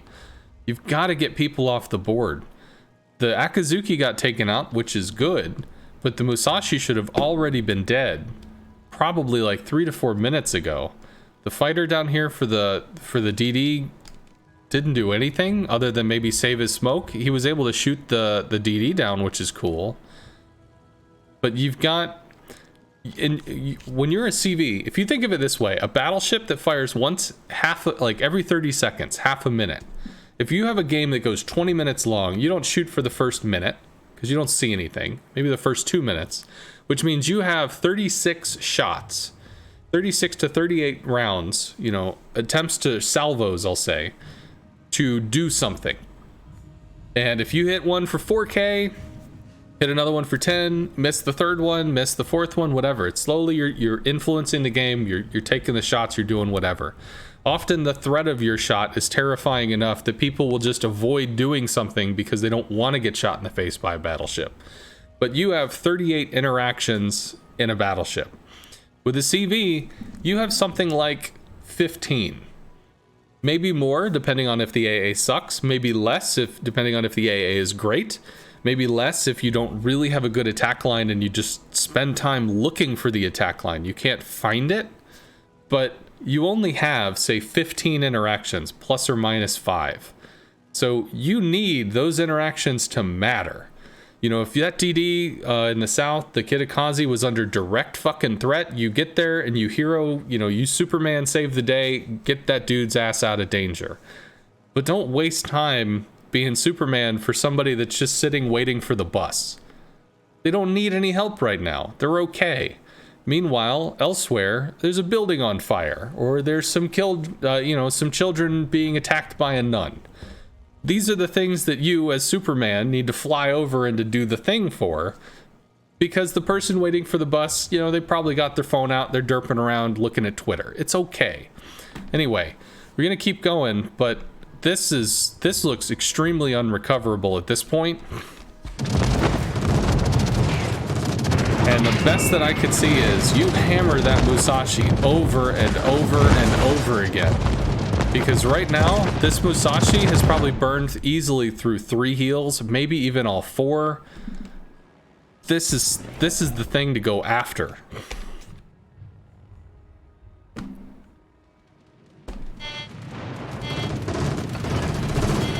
I'll drop a fighter for the Imagi, cool. Musashi's now wrapping on the Imagi. It's gonna get pinch played. Cool, so the Musashi's AA is almost non-existent, so you're effectively striking what is basically just a North Carolina. Strike once, get some flood. Strike again. Coming back out with even more torp planes. Gonna keep working on the Musashi. I mean, he's got excellent torpedo protection, but you can just hound this bitch. He's in the open water. You're striking him. You got floods. Cool. There's a North Cal. You can start working on that. But in the time that it took to deal with this shit, all your dudes are dead. Like, it just took too long. It took too long to matter. I think the question was like, you know, this is a game, had 150 some thousand damage into Kaga and we lost. The enemy is about to win. You are like an acupuncturist. You have to apply pressure to, you know, the sweet spots of the match to be able to get the outcome you're looking for. Battleship destroyed. You know, if you're a chiropractor and somebody says my back hurts, if the first thing you do is start fucking with their ear, it's not really going to resolve the problem. All right.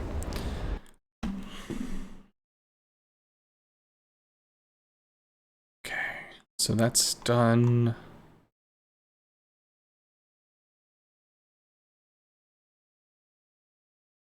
Kuryu Minisir has, I guess, a highlight game. How many more do we have? Like 9? Okay.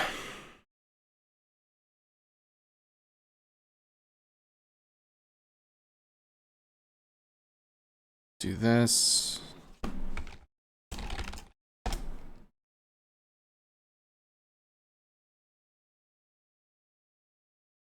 Right.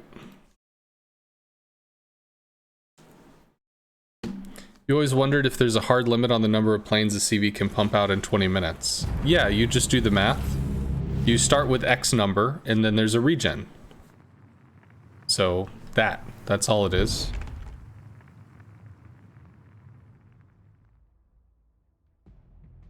Is it whatever it starts out with plus 100 and 1200 divided by what? Ooh, that's a confusing question. All right, so we're gonna do an easy example. All right, so first off here, let me do this. For those that aren't acquainted with my YouTube channel, I'll go ahead and pimp it. Hey, look, it's a YouTube channel. If you come over here, I have just metric fuckloads of videos already. I think I've been doing this for like 5 to 6 months in terms of YouTube, and we're almost at the 400 video mark if we haven't passed it. Just kind of dumb. So, do plane losses matter? So type in plane, CV plane motion, do plane losses matter? Full explanation. So this is going to talk about if plane losses matter. This is going to talk about the reason why planes regen. But real quickly, what we can do is we can go do this, which is, all right, so how many planes does a CV actually have? So we'll just try and we'll just do this up real quick. This is going to be pretty basic. How many planes does a CV actually have? So we're going to take, we're going to use the little pretend play here. So here's your CV, doing the thing. CV's going to have 3 types of planes. So we'll use red for rocket planes. We're going to go easy math here. Let's pretend we have 8 planes. So 8, and then you're going to have 1 squadron. So 8 plane squadrons, which means you'll have 12 on deck. You have 1.5 planes, or 1.5 squadrons on the deck. For torpedo bombers, which is in blue, we'll again pretend you have 8 planes, which means you have 12 torpedo bombers on the deck. And then for bombers, we'll go purplish, which let's say they attack easy numbers and in squads of 8. which means you'll have 12 on the deck because you have 1.5 squads on the deck. So when you start out with, you have 12, 24, 36 planes on deck.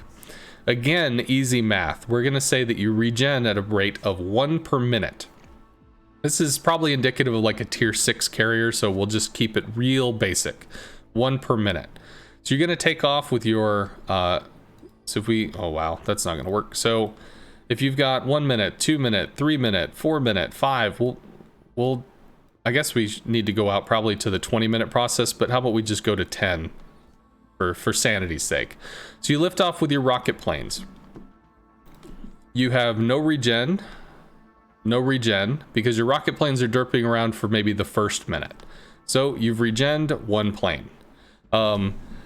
You take some losses, you do whatever, but your regen is starting. So let's pretend that you never come back with a full squadron ever. You take significant amounts of damage. So you're going to get a plane, because you've thrown away some rocket planes. It's been brutal. You're just regenning tons and tons of regen.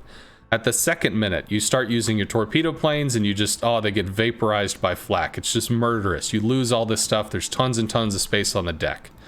And then on that third minute, you run out with bombs and etc. So you're going to keep on doing the thing. So your rockets are going to start regenning at minute 1, which means theoretically, if this goes to a 20-minute game and you never cap out at your 12 spaces, then you can have 12 plus 20, which is 32 rocket planes total. If you've got your 12 spaces and you start up there, you're going to have 12 plus 19, which is going to be 31 torpedo planes total. Bombs, same thing. 12 plus, we're going to do 18 because we started at minute 3. So in this case, 30. So in this example, you could have as much as 93 player-controlled planes in this like tier 6-y kind of scenario. Now, as you start going up to tier 8s and tier 10s, the regen starts becoming 90 seconds, 100 seconds, 120 seconds. It starts getting longer and longer. So every plane has a longer amount of regen to it. So the resource loss goes up because AA gets stronger, and the regen goes down because planes take longer to show up. That being said, you start getting larger squadrons. So if you have a squadron of 9, then you get 1.5 is your total deck space, which ends up being something like 14, I think it is. So you'll tend to have 14 of a type on the deck. If you regen, tick, tick, tick, tick, tick, up to this maximum, your regen shuts off. You do not get additional regen until spaces open up for you to regen into. So this number may actually be less if you focus inordinately on the rockets and the torps finish regenning, the bombs finish regenning. Maybe you don't lose a lot of planes, so you just regen 2 or 3 or something, and then you finish regenning. So this number is highly variable. It depends on what CV you're playing, what the regen rate is, yada yada. But there's going to be a maximum number because you have a maximum amount of time in the game. Hopefully that was useful. So that's why they try to pre-drop to save planes. Well, once again, we can go over to this. Rather than explain the pre-dropping thing, I'll just type in pre, which... when should you pre-drop? So that is not the thing to do. So there we go. So that is a video on when should you pre-drop, and also hopefully why you should pre-drop. I haven't watched the video in a while, but it should be okay. You find a tier 10, you lose 50 to 60 planes on a good game. Yeah, 50 to 60 is probably a normal amount of plane loss for somebody that's running around doing interactions and stuff. Can I recommend any legendary modules for carriers? The Midway and the Hakuryu are considered good. Or sorry, the Midway and the Audacious are considered good. The Hakuryu is a judgment call. More speed, less boost. It's a different way to play. Action stations. All right, so we're looking at the Hakuryu from Minisir. This is in a ranked game. Lifts off with rockets. As with all ranked games, first thing you do is make sure you get the safe cap before they get their safe cap. Marceau against a Midway. I think you actually come out here, you drop a fighter, and then you knife over to B. Why? Because if the Midway comes out in bombs, finds your Marceau and starts to harass him when he cuts out front of the Des Moines. That gives him at least some cover while you potentially do the thing. Marceau is going to have defensive fire.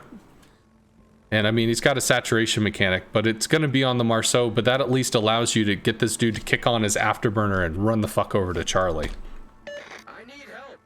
which is the first thing he panics about. There's a CV! So, good news is he saw the CV over here, so now he's just going to charge over to Charlie. And the enemy CV did a similar thing by dropping a fighter to allow his safe cap to be taken early. Now, it's a minute 10 into the match. This drop happened probably 30 to 40 seconds ago. So it's very likely that if you come over from a different angle, you might spot the Marceau at a distance and be able to YOLO in to get a reset to forcibly get A before they do. Having even 5 points difference means that you either have to take a cap more than the enemy team does for 6 points, or be up a kill. It's not easy to be up a kill, and sometimes cap contesting can be a bitch. So any little advantage you have in a ranked game or a competitive situation is actually very important.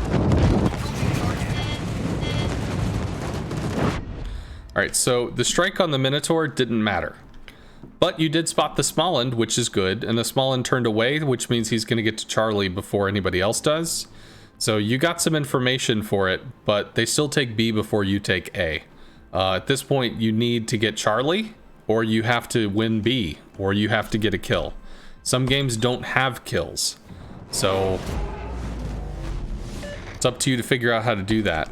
Now, the Des Moines can't open water against the Bourgogne. Well, I mean, he could open water against the Bourgogne, but the Des Moines is not going to open water. You need to be dropping fighters for the Marceau. This is already decided. This is not already decided. Help the Marceau get Charlie. If it turns out that the Smolensk wants to come over and take a fight, you can add Torps into the mix and try to fuck with them while the Marceau fights back. But, I mean, against the Minotaur and others, it's going to go poorly, but if you're up here radiating threat, the Smolensk might fade back and not choose to attack at that time. If you take Charlie, that might equalize the point difference and put you ahead a little bit, which means the ball is back in their court. That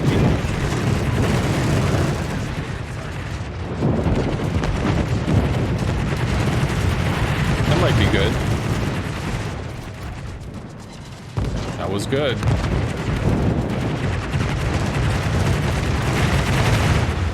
Now, I don't know if you look back here, but can we look at this?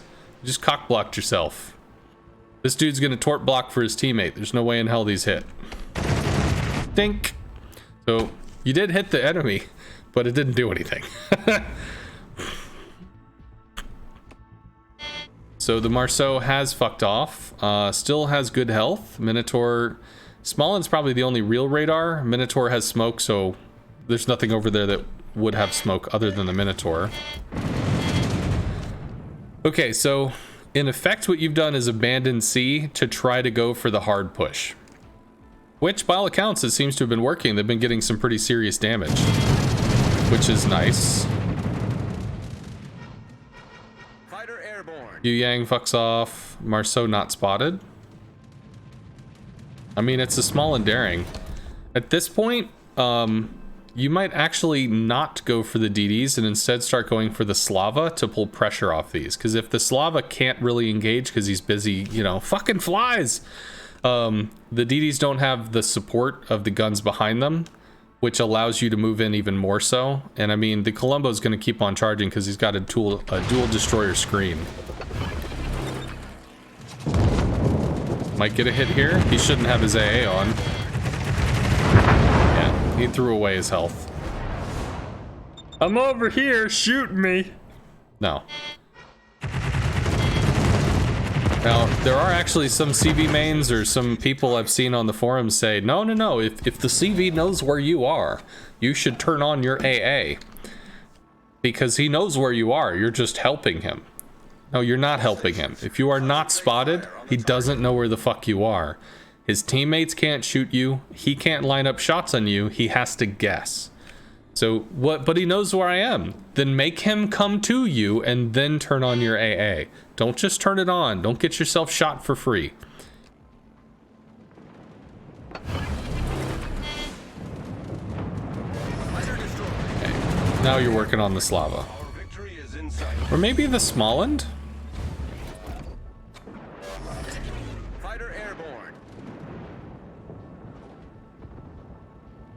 Looking for the Smolensk, yeah.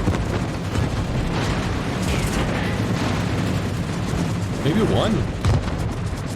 Nope.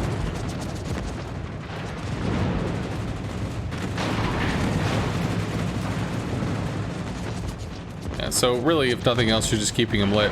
One thing you can do versus the Smolensk is, instead of throwing torps at him over and over, go out to 4 kilometers, go out to 4.1. If he turns off his AA, cool, go back in, relight him. If he leaves his AA on, you'll be taking 200 DPS as opposed to 600 DPS. Big difference. You will have to juke flak though, which can be unpleasant, but I mean, if he's gonna tell you where he is, let him. Okay, and that's the match. All right, so we have another Hakuryu.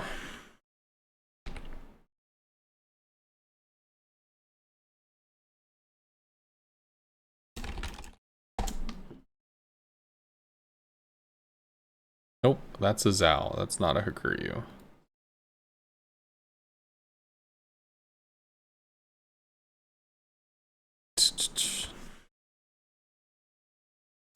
Richthofen was recently introduced and does not have a unique mod.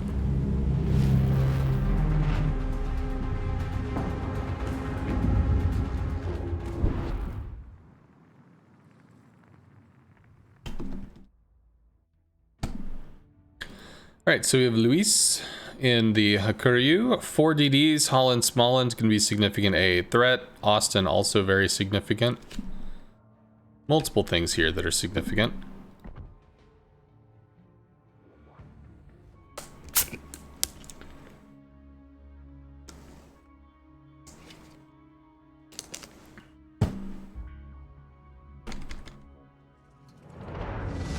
Starts out with rocket planes. I often preach that you want to go off to the sides and then cut across. Here we've got a center spot that's going to lead into a flank, and then it's a hard turn, or you just have to YOLO something. Turns out he caught a Holland. 3K. Did a little bit.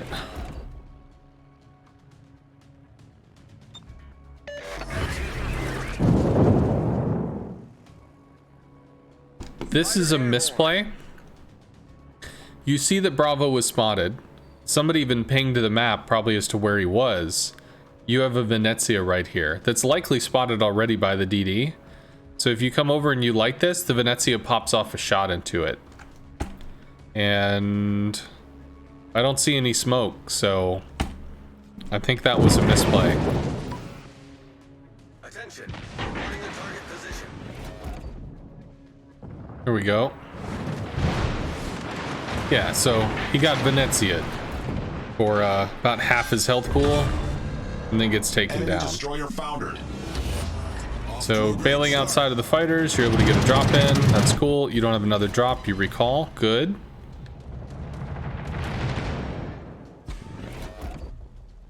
You don't have a shot on the smoke because he's in smoke. Bruh. Okay, so one of the things with the Hakuryu, with the Japanese CVs, you need long attack lines, but you also, because you need long attack lines, you really are working on a fixed attack mindset. When you start dealing with open water cruisers, there are some Hakuryu users that will go into a training room against like a clan mate that will go into hard turn after hard turn after hard turn. And they're going to really just practice drilling what kind of line to strike with the AP bombs. If you do not drill like that, trying to hit AP bombs open water is a bitch. So having AP bombs out for this small, well, fuck, he's in smoke. You're not going to get hits. Having AP bombs against the Zao, this dude can maneuver 6 ways from Sunday. Granted, he's, you know, looked at by, well, the Colombo probably can't shoot off over the mountain. These guys are just going to be chucking HE.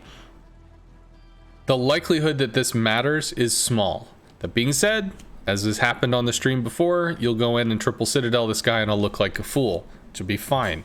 But you are trying to, it's bringing a knife to a gunfight. You know, they're just not maneuverable like that, and they can absolutely be outplayed by the surface ship if the surface ship knows what they're doing. Troya, I think that's at least a clan I recognize, so I would expect them to have an idea.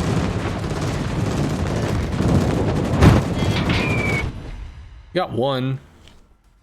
So in order to get that one, you have some planes coming back and you have no planes coming back at all, which means you probably were able to send 3 home and you lost 9 for a single citadel. It's just the bombs are for stationary sieged in targets, whether it's a Kurfürst that really cannot maneuver, or it's somebody that's taken an island position like a Des Moines that's not going to be able to maneuver a lot, that you're going to be able to harass while they're in a stuck position. When you go against the open water stuff, you spend a lot of time adjusting your aim, which means you spend a lot of time getting shot by close range AA. All the AA is just into you, ripping up planes really quickly. Rockets and torps are really going to be your friends. The bombs are more for fixed position assault, bunker busting. Granted, it's on the water, but still.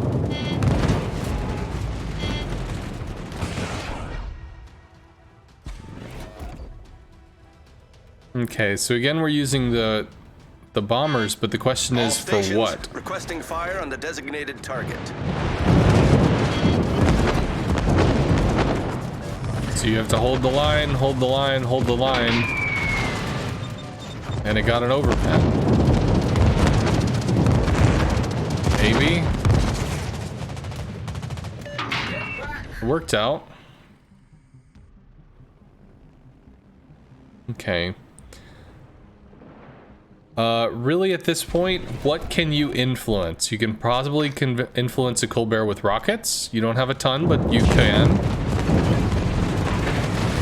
Okay. And you can affect a Kurfürst with torps. 1? No, you need to get 2. Second on the Kurfürst, that's going to be another 1. Torpedoes to port. Yeah, whatever. He's just wasting his time if he's striking you.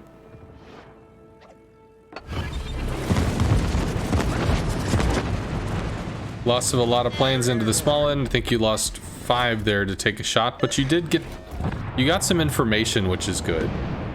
Sadly though, your Zao goes down. This is I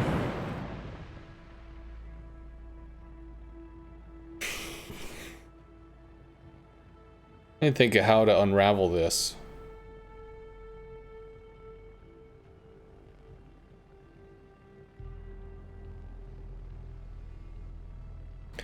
I don't see a way that you win this. Were there other things that you could have done? I don't know. I think if you were able to work over the Kurfürst faster, you would have gotten these cruisers off of the rocks and into the fight. So I think the GK was probably something that you could have focused earlier. Potentially if you were able to stick on top of the small end with maybe a bomber or a torpedo heel, Indy and other ships might have been able to take some shots at him, because if the DD goes down, then suddenly these guys don't have to play so scared anymore. But I don't see a way forward unless you're able to break this and get these 2 ships in to somehow save your ass.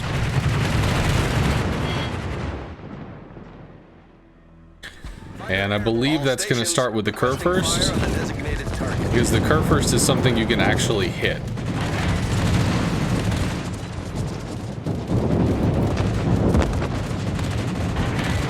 Left. So here you turned this way, but what's the shot that you have? You've got to turn all the way around. Here you turn this way. If he turns into the island, you have the broadside. If he turns out from the island, you strike in. Turn this way. Also, you're putting yourself directly on top of a Colbert. There's not really a line here. Maybe he gives it to you. Gave you 1. All stations requesting I fire actually on think the rocket designated planes for the target. Colbert, because this is just really sus. You have 5 Concentrate rockets, fire on which the is not designated enough. target. Oh, you might get lucky, but you did. Cruiser sunk. Kurfürst super low. They are contesting. Smallland is like unfucking killable. Nobody can deal with the Smallland. Indy can't get close enough to kill the Smallland if he wanted to. You can't light the Smallland long enough for anybody else to kill it. The Smallland is unkillable. I think you work on that GK to get those battleship guns off the field.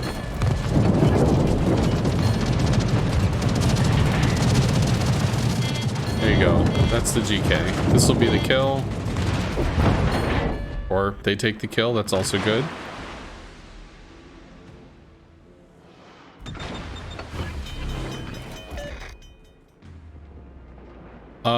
Yeah, you can't address the small end at this point. Your Petro and your Wooster have to somehow save your ass off this, because there's just nothing you can do. All stations, concentrate fire on the target. Battle ends in 5 minutes. Fighter airborne. You do have more torpedoes already. Problem solved, sir. Warping the Smolensk wouldn't be bad. I mean, at this point, you're just throwing shit at the wall and seeing if something sticks. You did get a Citadel there, torpedoes. You got some possibilities. Small, I think, is All stations, really important. concentrate fire on the target. Acknowledged. Granted, you might get wrecked by a Smolensk. It's a kill. Not a kill. Indy might be able to take it though. Okay, gets finished. You're ignoring a Zao, but you might have the Hindi here, especially when you swing around on it. This should be a kill. Good. Enemy cruiser foundered. Returning to ship. Booster still has some health. Small-end enemy cruiser went down. Can't do anything against this fucking Small-end, but you can light him for the Wooster, who radared. So now you can inconvenience him for the Wooster.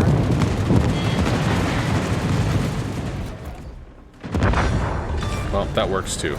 We've sunk an enemy destroyer. I guess that's a win. Why do people look at chat?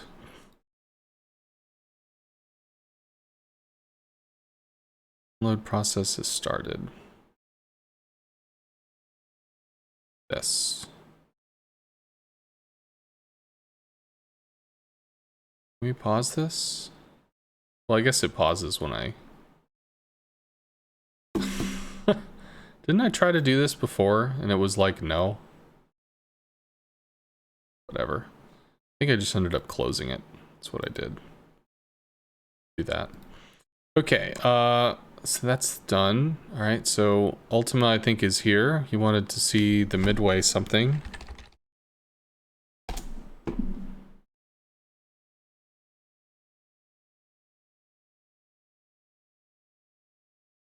Alrighty, I'll do this one now. CV skills 10 out of 10, paint skills 10 out of 10, tips and tricks 10 out of 10, all around nice guy 11 out of 10. Keep up the great content, my dude. You're a pleasure to watch. Well, thank you very much, Riddler Plays Badly.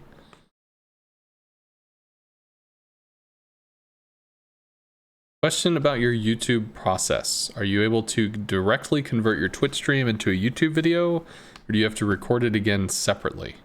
Did this not start? Oh, because of that, I guess?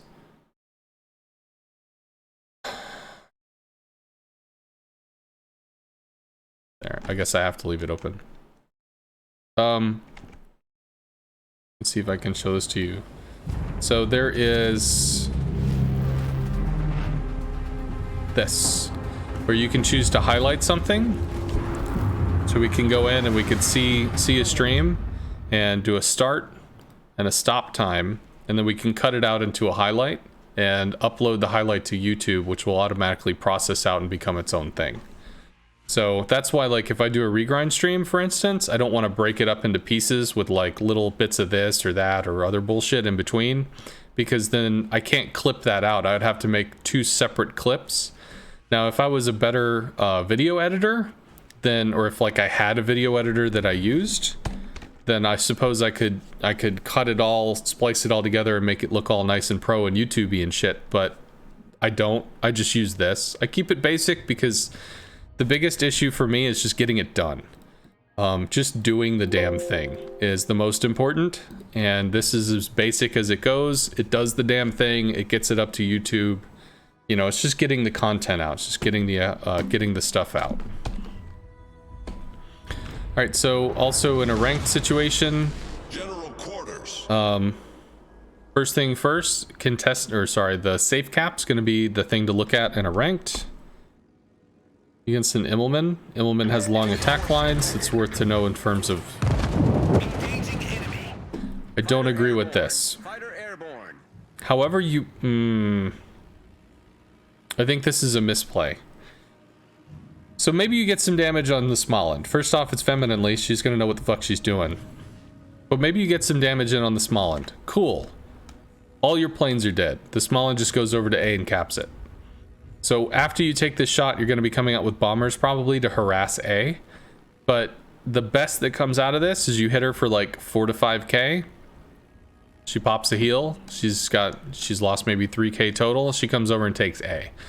If you instead spotted this but got out somehow and you were able to harass A, they've got 2 DDs that are heading in this direction. You only have 1. So once their 2 get into Alpha and your 1 gets into Bravo, they're gonna have the lead. They're gonna get the points. So hopefully this is a really good strike that's worth it.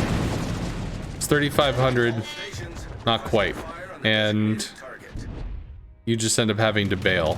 So now you've got to make it all the way back. All right, so how do you deal with the Immelman snipe? The Immelman needs 8 kilometers to rush up to get the shot. Colombo, 5, 10, 15, 20, 25. He's not going to have this shot. Repub, probably not. Kremlin, definitely not. You can still keep turning here, and you force his planes to get closer and closer to your hull. Because if this is 6 kilometers, this is 8. This is where he needs to start his attack. So you put fighters between you and the attack line, so that as they're coming in, they latch and they kill the planes or force them off.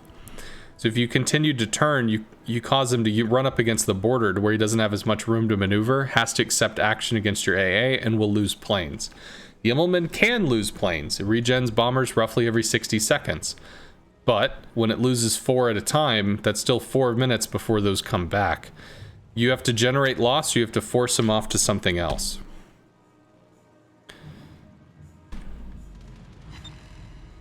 So, fighter latch there. He wasn't able to get another drop. No, I think maybe he did. Probably got you for just didn't make a noise. You did get back in time to be able to try to get resets.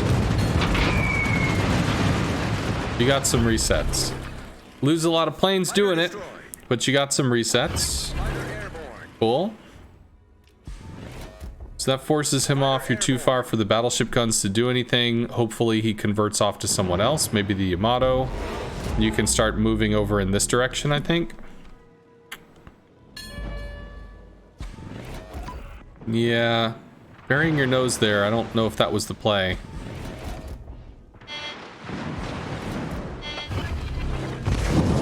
So you'll notice he's all the way out about 9 clicks looking to get this run in on you, and because your nose is in the corner, it's going to be a problem. If you were out here showing broadside, that would be scary as fuck against maybe a Repub can make that shot. If this is 6 kilometers, 12, 24, Repub maybe can make that shot, maybe, if you're broadside here. But I mean, if you're looking something like this, he doesn't have the angle to really bomb you from this angle. You're kind of you're kind of armored up against this. Maybe if you move out to this, and then you just drop the fighter that's gonna linger and cock block the line in.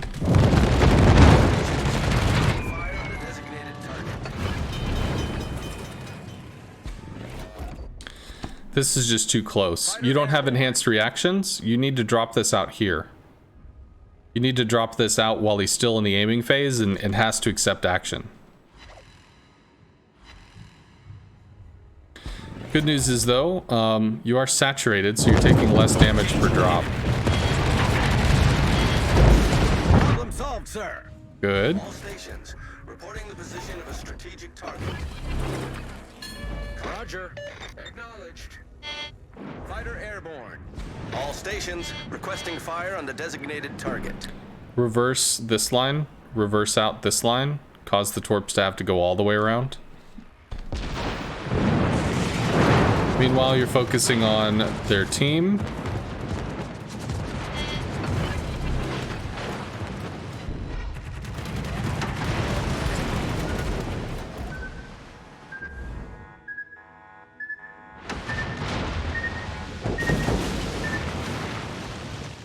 Cool. Drop your fighter. Don't you pass this. Don't make yourself go back. Drop a fighter out here. Because you know he's going to come back. This dude has literally 7.5 minutes into you. Okay. Never mind. Immelman is fucked off. Immelman recognized that their team is not... they've claimed space, but they're hurt.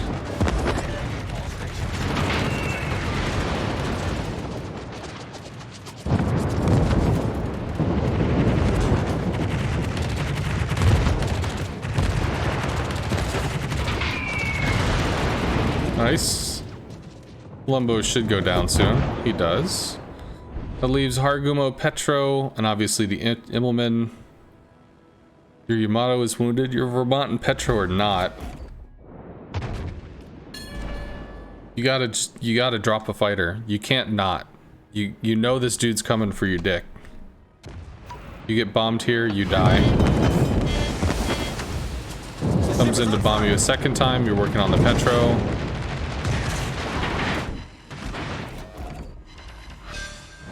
Did not die there. Good job. Destroyed an enemy cruiser.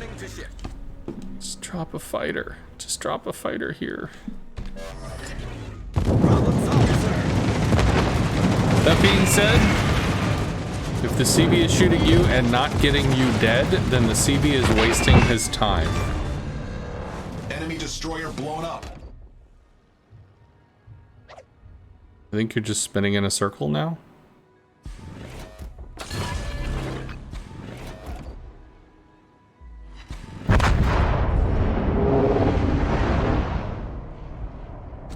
Long attack lines, you want to put it out.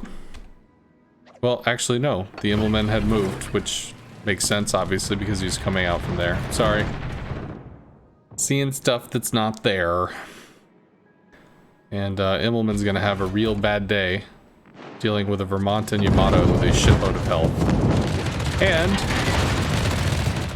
CB that's sick of being fucking sniped goes in for the revenge kill. Get off my dick, dude. Yep.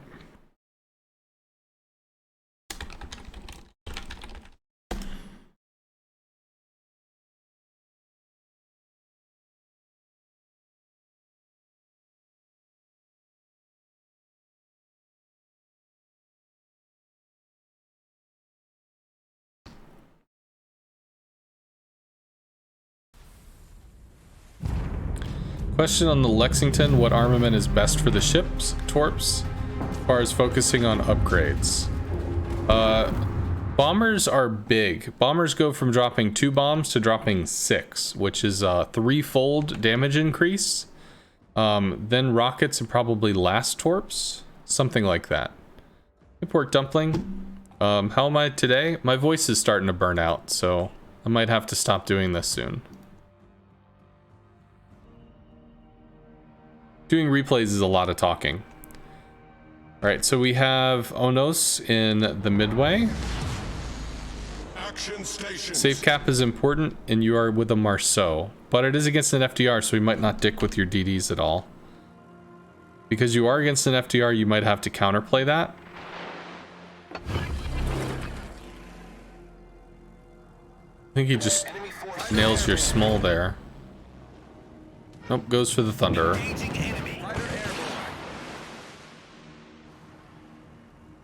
I didn't see the need for the pre-drop there.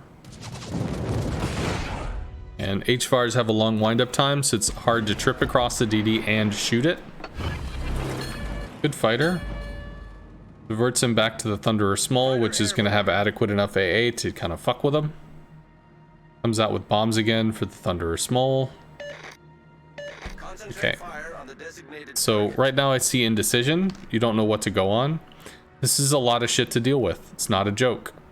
This is also a lot of shit to deal with, but these guys are looking to kite. Thunderer, Small, Smoland all backing up. They recognize, fuck this shit, I'm out.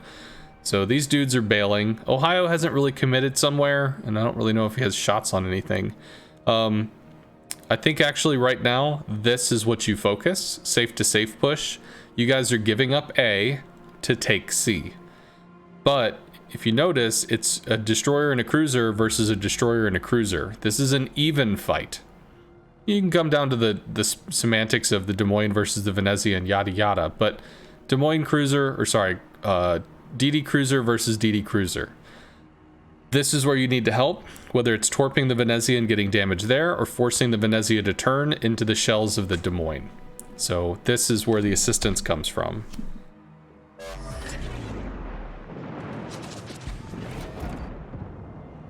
Yeah, this is like, you're trying to force something here, and the answer is just no. Yeah.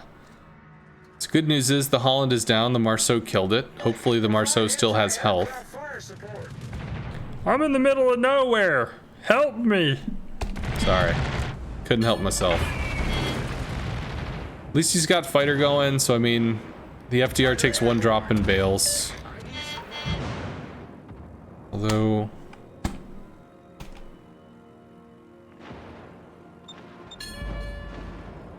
whatever.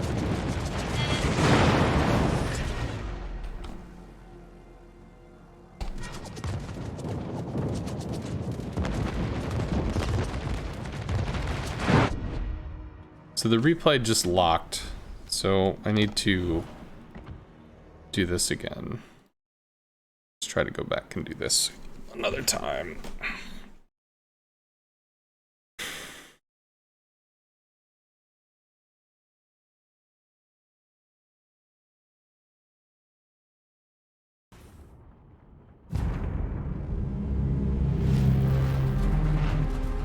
Should not be doing ranked with stock modules.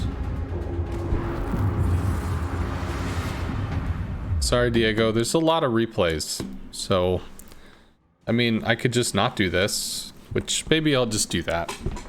I don't know. Ugh.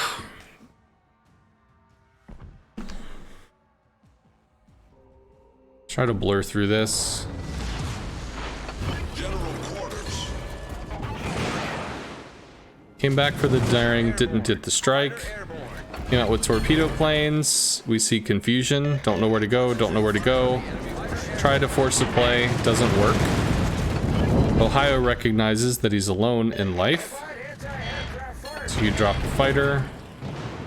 Ohio is still alone in life. Venezia is driven off. So you can assist with that. Bombs or torps would probably be the best for this. Although the rockets are consistent. Well, I mean, consistency is important. Okay. Alright, so good news, you're about to get Charlie. Rocket planes will work on the Des Moines here, which could actually result in a kill on your friend. Because if the Des Moines has to turn super hard to the rockets, he eats shit from the Venezia, and that's likely going to just be enough to murder him. Smalland is playing aggressive, which, I'll be honest, I'm confused why that's happening. You could bomb into the Petro. Getting the Venezia dealt with is probably the most important thing, though. Attention, support that target. What in the fuck is this? Okay. What, does he just think he's gonna like battering ram into the middle of everybody and murder things? Like, what? What the hell are you doing? Okay, I don't know what the Ohio was doing. That was confusing. So you are able to get resets, try and hold the cap you've claimed. Venezia's AA is not a joke.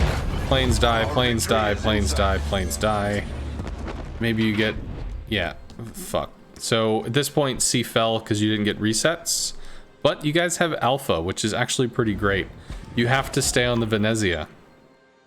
Or you have to run. You have to run the fuck away right now because this dude's going to be riding your ass for a while.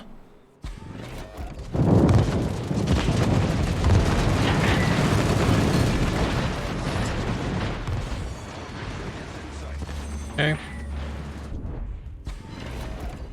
So you're going to start getting slapped by the Venezia, but you guys have A and B. As long as you guys have 2 caps, that's good. You might actually want to work on the Thunderer and just take the shots from the Venezia. Because it's not likely that you killed the Venezia, but you can hurt the Thunderer. Thunderer is down, so you don't have to worry about that. So now you lose more planes to the Venezia's. Hey, sweet. Smoke runs out. Cool. Hey, look, tons of health. Need to make sure you're angled as aggressively as possible. You do not want to show side to a Venezia.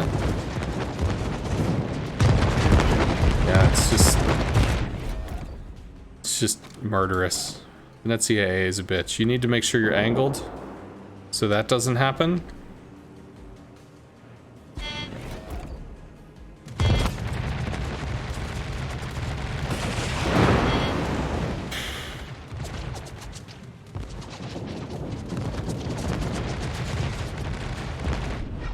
Yeah, your best chance to get this. Oh man, you're dead. Okay, well, you're dead in the next salvo.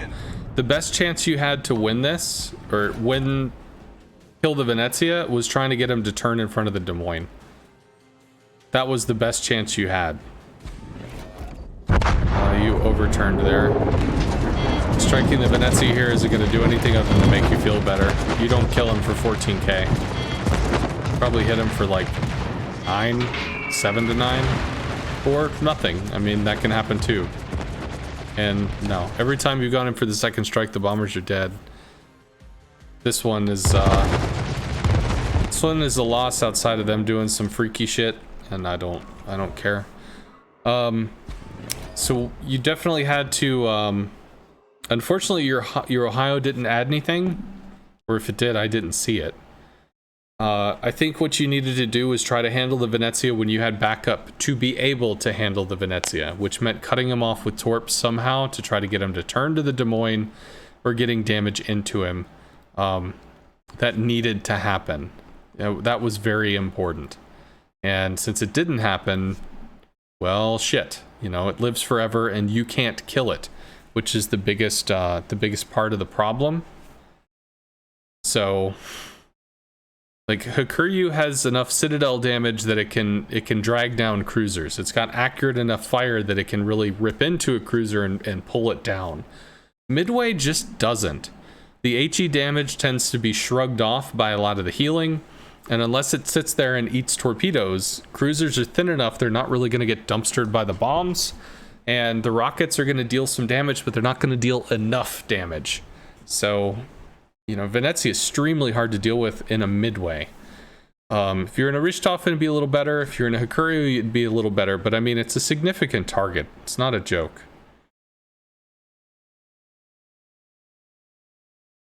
Okay.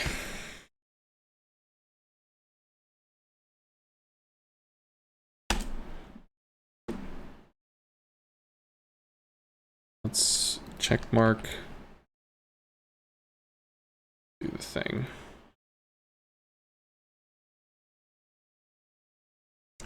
It does nothing, am I right?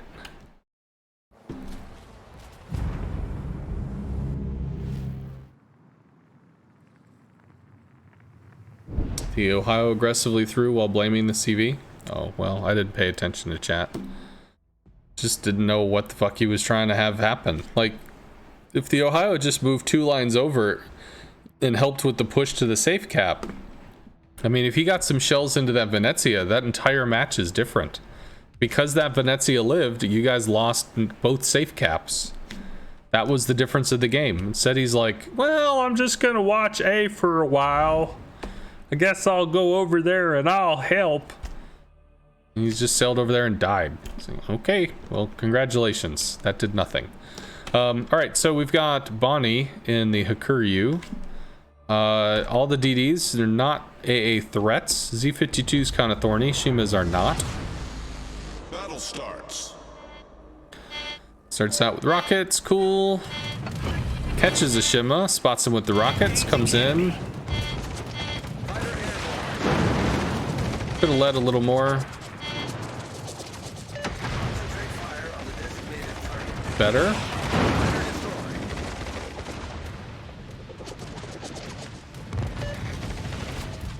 Fighter. Could have fightered there. Wouldn't necessarily have mattered, but would have kept him lit. So if the Minotaur goes wide or the other Shima looks to make a play, the Shima that's buried behind the island isn't dark. So if they're going to try to make a play, that gives them the vision to try to make that play safely, and it costs you a consumable. Shimikaze's AA will burn down the fighter, but it won't burn it down like... It doesn't burn it down in 1 second, it burns it down over like 5 to 8. So you still have a fair amount of time. There's no reason to strike the Z other than dealing damage to the Z. I think you scout Charlie right now because that's where you have a lot of assets. Z doesn't have torp lines on anything, and you're going to be striking into a fighter, so you just strike and then you bail. I think the information over here is more important, or continuing to fight on the Shima. Did spot the other Shima, so that's actually good. Big hit. His plane's all dead. Yeah. So you did get a big hit into the Z, so that was certainly noticeable.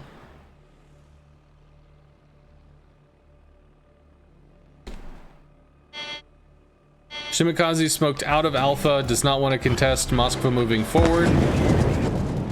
Torps for the Kerr first, because the Moskva turned. So you use the heal running up, but like, man, wouldn't that heal be nice now? Still, get the fuck out of here. This is rushing.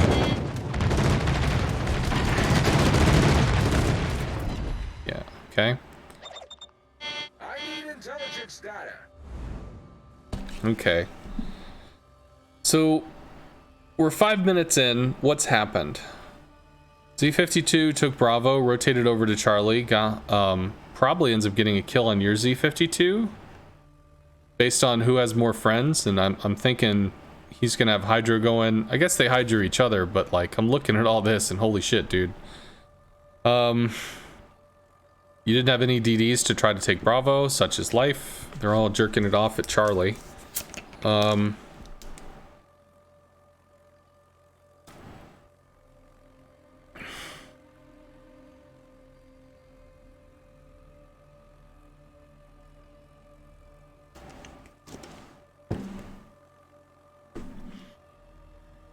I'm surprised to see the Moskva rotating.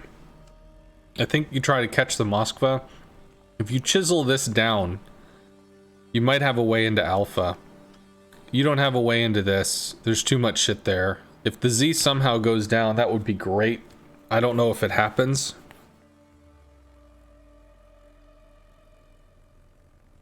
Maybe if you're Holland Kaba, play really more aggressively. They somehow overtake. Swing overtake B. Right now, the only thing I see on this map that looks to me like it's an approachable target that matters is the Moskva. Outside of somehow getting damage into a DD, I think if you take the Moskva down, you get rid of radar, which means you potentially have DDs that come in and take Bravo. Maybe the Shimikaze comes back and contests. GK is going to have Hydro, Hinden's going to have Hydro, so the Shima can't contest A until that gets taken care of, but I think the Moskva is really important. And your Z is dead. The enemy team has taken the lead. So you flew a long way to not be able to do anything. Did spot a Shima. Who smokes? Cool. What the hell is this Moskva doing? Like, I keep expecting him to stop and he keeps not. You can just like turn all the way around or something?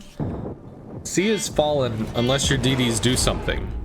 You as a carrier cannot save C. You can't. Concentrate fire on the target. Nothing happens here. With your assistance, you have to work on either the Moskva or in this case the Hindi that's now presented himself as the front threat, which pulls attention off the Moskva. Did happen to see. You got an engine boost, man. Minute. Don't be afraid to use your engine boost. The enemy is about to win. You should have dropped a fighter there. Just for latent spotting. Shimikaze blew smoke. Thank you. Stone the crows. Can't see either battleship at this point. At least gives him information while he's trying to run. Fighter airborne. Cool, Moskva's down. Oh, that was some silliness. blue balled himself right to death. Alright, so he's gone. Shimikaze is the next play. Concentrate fire on the designated Cool. target. Your DDs start to take positions. You start to have a way back into the match. You finally got rid of the cruiser stuff, so that's going to be a Hydra off the board, a radar off the board. That gives a lot more freedom to the DDs. Unfortunately, your Shima got dunked doing some secret mission bullshit, but such is life. These guys can start to move forward, which is good. These are outmatched because double DD over here, although the Shima might have rotated. Shima did rotate. He was last spotted over here. So they have to run from no destroyer. Holland might brace. This is still looking super sus. This is your only way back in. If you get B, great. You need to get A. All forces, You're 2 down capture on that points. And you bomb whichever battleship is more killable. Looks to be that one. I don't know if you can attack in on this because of the fighter. You might want to, but I don't know if you can. I think you come out with no. Maybe. So one of the things that the fighter is nice with, although it did rush you, so you didn't have the time to aim the shot. One of the things that, you know, is worth knowing about the fighter is if you have, in that case you had, how many planes? 7. You had 7 planes. So 1, 2, 3, 4, 5, 6, and 7. Awesome. So you had 7 planes. He had a fighter that was worth 4 of those planes. Yeah, angry fighter. 2, 3, 4, rockin'.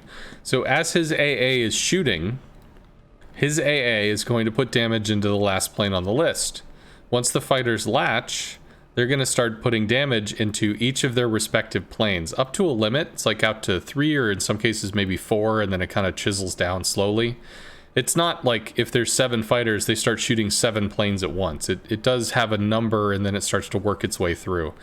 But so the GK's AA is focusing on this, and the fighter kills it. The GK's AA is focusing on this, and the fighter kills it. GK's AA focuses this, fighter kills it. So it's like, because the fighter is engaged, these 4 planes will go down, but during the fighter process, all of this AA is diverted off to planes that are already dead, which allows you to get the 3 in.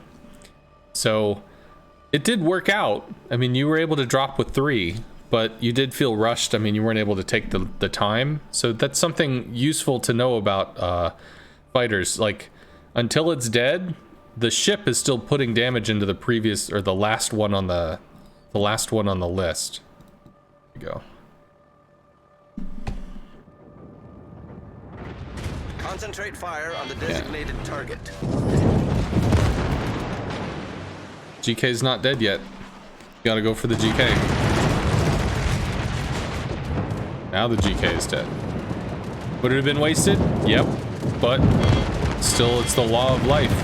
If you don't shoot at it and somebody else doesn't shoot at it, if everybody assumes, it's dead, then he lives, he gets a heal off, and then suddenly he dev strikes one of your people. And you're like, fuck! Alright, good. So, Montana and the GK, threat seems to be handled, or at least handled soon. Bombs. For what? Montana's not dead yet. This dude takes the God shot, he's gonna kill your Minotaur. That's 1 less ship. You need every ship on the board. Bombs for the Holland to help with the Shimikaze? No, bombs aren't going to do fuck all against the Shimikaze. It's rockets for this, or bombs for this. Nothing else exists on this map right now. You have to get A and B. You have no ability to fuck with this. You don't have the points to fuck with this. You have to get caps. You have to have a way in. The way in is the Montana goes down and the Ohio steps on it without being dead. Or the Shimikaze goes down and the Holland doesn't die, and then maybe you drop a fighter just to kind of keep the CV off his ass. Holland probably wins the fight. Fire on the designated target. Good. Hopefully does not eat torps. Does not. Montana does go down. Cool. So long-term gamble paid off. I'm sure the Montana will be dead, which he was. I'm sure the Holland wins the fight with the Shima, which he did. So great, but what happens if this didn't go your way? How do you kill the Shima with AP bombs? What happens if the Montana didn't go down fast enough? Propped another heal, and this is going back and forth. He gets a shot off and kills the Minotaur. Now, granted, your planes would only be here by now, so if the Montana got the God shot off and you couldn't affect it, well, fuck. What can you do? But it's still... You still have to factor it. Good news is, though, you might get AP into the Petro. Minute. Engine boost. There we go.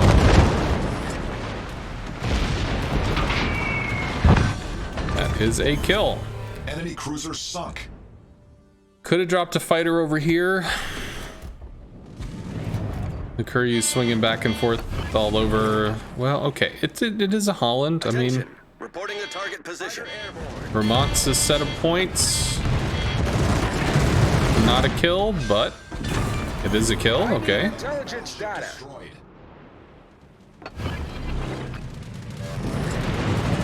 Three pubs dead. Minute. Battle ends in 5 minutes. Here's something I learned. Maybe you get lucky. If the Z-52 is what killed him, the Z-52 might have... Well, you haven't seen him in a while. Yamato is extremely close to being dead. So, something I learned a long time ago, when it's literally down to the wire, don't take shots into the smoke, hover it. Just wait it out. Because at this point, Jesus take the wheel. This is not in your hands. I mean, I know I'm talking about the Montana, the Shima, whatever. You have rocket planes in position. You might be able to deal with this, but the moment you leave is the moment inevitably the smoke fades or he fucking bails and you never find this bitch again for the rest of the game, and you need all the kills and all the points. In which case, you don't blind drop the smoke, you hover the smoke. You sit out there with a full 9 planes, waiting for something, waiting for that shot that's going to somehow win the game. Of a strategic target. Acknowledged. Holland can't get on Charlie, so this is a loss. Too bad. Well, you got 2 minutes. Capture that area. Refind the Z. Unfortunate. That's what... This is jousting. This is the destroyer has seen the incoming rocket threat, has aimed himself in a way that he's going to use his detection to deny you ability to strike. We'll see if you get the follow-up strike. Z should have turned off his AA. You would have lost vision here because I think the Z's aerial detection is like 3 kilometers.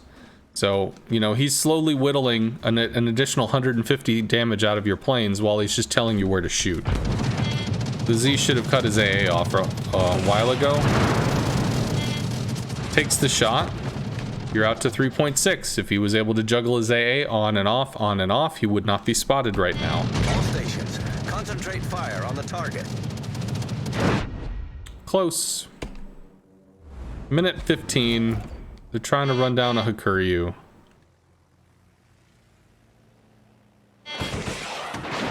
Alright. You have 2 minutes and 46 seconds. They are currently blocking the cap. If the Hakuryu gets a kill, you lose the game. You have to hover the smoke. That being said, you also probably need to light the Hakuryu, but the time that it takes for you to get over there, you need to hover the smoke. It sucks that you're the only person that can deal with this, but you are the only person that can deal with this, and you do not have the ability to win on points.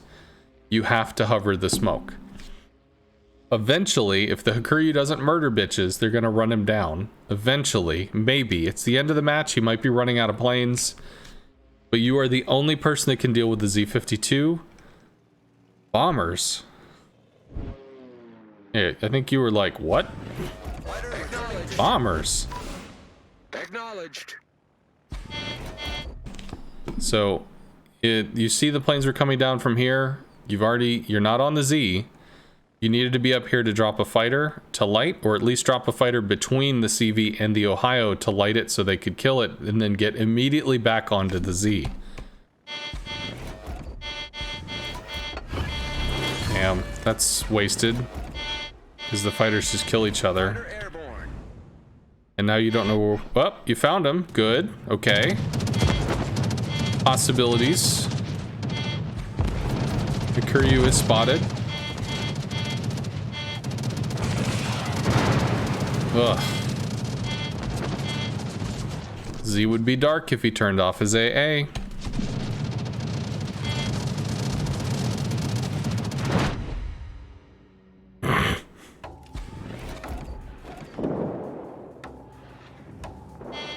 Torpedoes to starboard. Cool.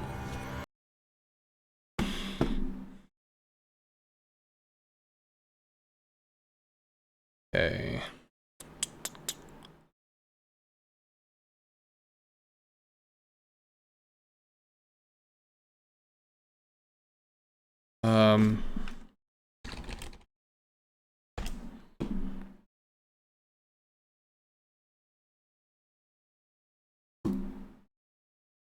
Okay, we have a Lowenhart one. Hey, hello, snack bar.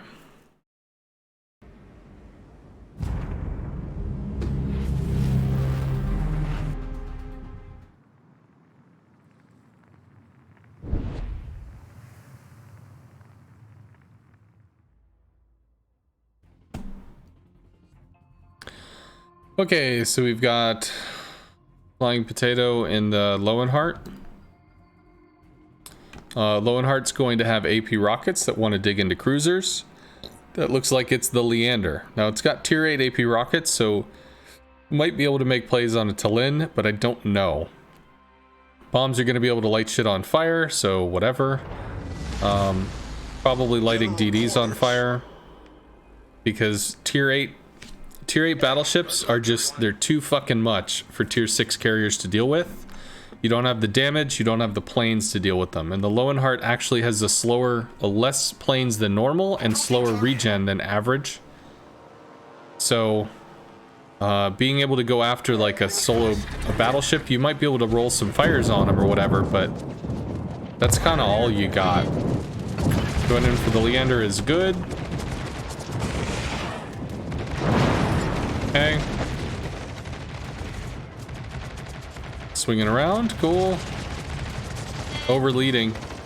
No, bad reticle, cool. Worked out. She's got some damage in the Leander. Leander should be able to heal. Your bombs are out. Fighter airborne. Oh, because you latched fighters. I think you light your Minsk here. It does kill the fighters for you, which is nice. He gets shot and driven from the cap. Yeah, AP rockets out again. This is very conservative. Lenin probably has, I think, like 18-kilometer range. Basically, Russian battleships are not super long range. North Cal will have some range. Massachusetts, meh. I don't know about the Leon. I think you could easily move up probably about a grid square. You could be a good 4 or 5 kilometers closer. Skane versus Leander. So Leander is the thing that you can really rip into. What you're trying to do here. Okay. Oh.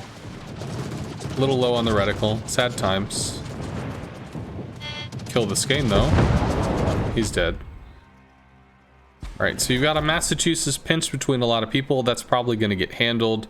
Leon would be an interesting target. Mahan is probably the thing that jumps out, or something over here, but the Leander just smoked, so it's very unlikely you get anything with that. Leon presents. Massachusetts would be a dogpile target, but in a tier 6 CV, Massachusetts is scary as fuck. Probably working on the Mahan, who might be dead by the time you get there, which he is. Concentrate fire on the designated target. Fighter airborne. Shinonome spotted. Might get lucky here.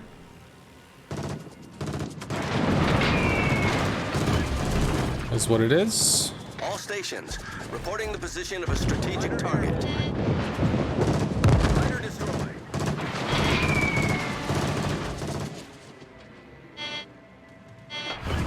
So the reticle on the Lowenhart is something like 40% accurate on DDs. So it is not uncommon for you to miss. The question is, Are you getting use out of it? You know, are you crowd controlling the DD? Potentially you hitting the DD? Brought out bombs, I guess, for the destroyer. Leander gets clocked. Aircraft fire support. Now you could try to rocket the Tallinn. I think you might be able to get something out of it. Oh wow, the Massachusetts just like broke the flank. Our team has taken the lead. I don't understand the pre-drop there.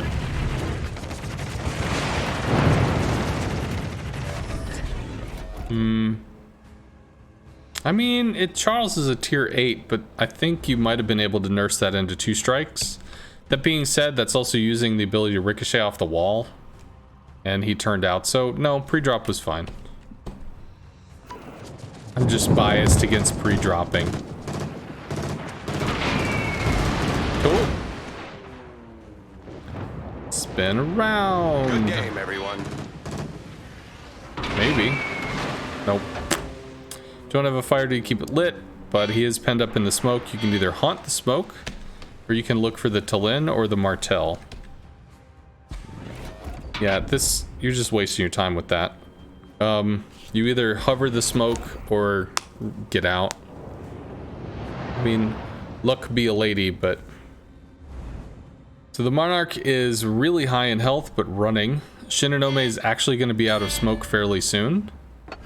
Requesting assistance. Fighter airborne. Cool.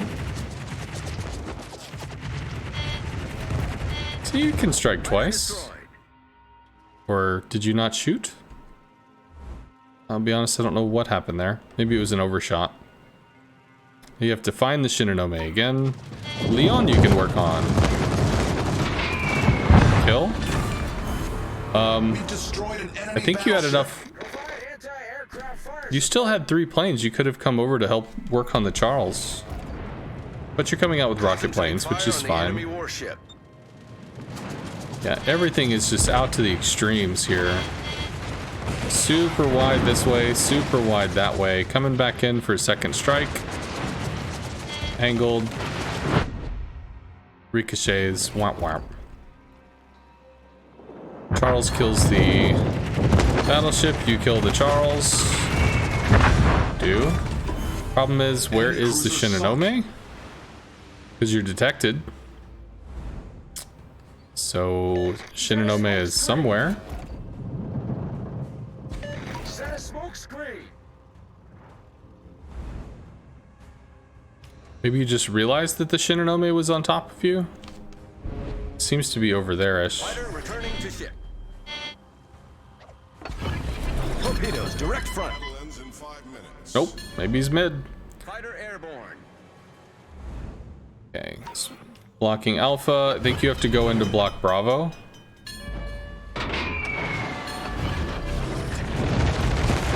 Okay. Going in on the Ranger here, I don't agree with. I think you have to help with the North Cal. Now, the T-31 might be able to YOLO this. And I realize it's all the way down to the wire, but like... The North Cal's damage con might have been burned. You don't know. If you're able to roll fires on this, he's low enough that maybe you can make plays. You can't just discount him wholesale. You still got to do something. And like, starting on a full health CV? I mean... I guess Torpedoes, direct you front. got to do it at some point. Plus, you need to cock block Bravo. You need to be going in here. Problem solved, sir. North Cal is dead. Good hit. Get on B. Get on B. Get on B. Also, you could have used torps for fighter plane. Good. Enemy destroyer sunk. Now you're gonna get on B. Yeah. Ship is on fire. You guys have the point lead. Got the ship lead. Have the health lead for what that is. Come over here. Not really sure. Okay. Long route for a shot, but works out. Little high, but okay. You and the Z-31 are going to be able to take this. Approaching target. You've got fighters coming in for the torp. This will not be a kill, but the bombs will. Or rockets. Rockets could work too. Although I think bombs would be the better choice. Because you should really be able to hit 2 bombs, so.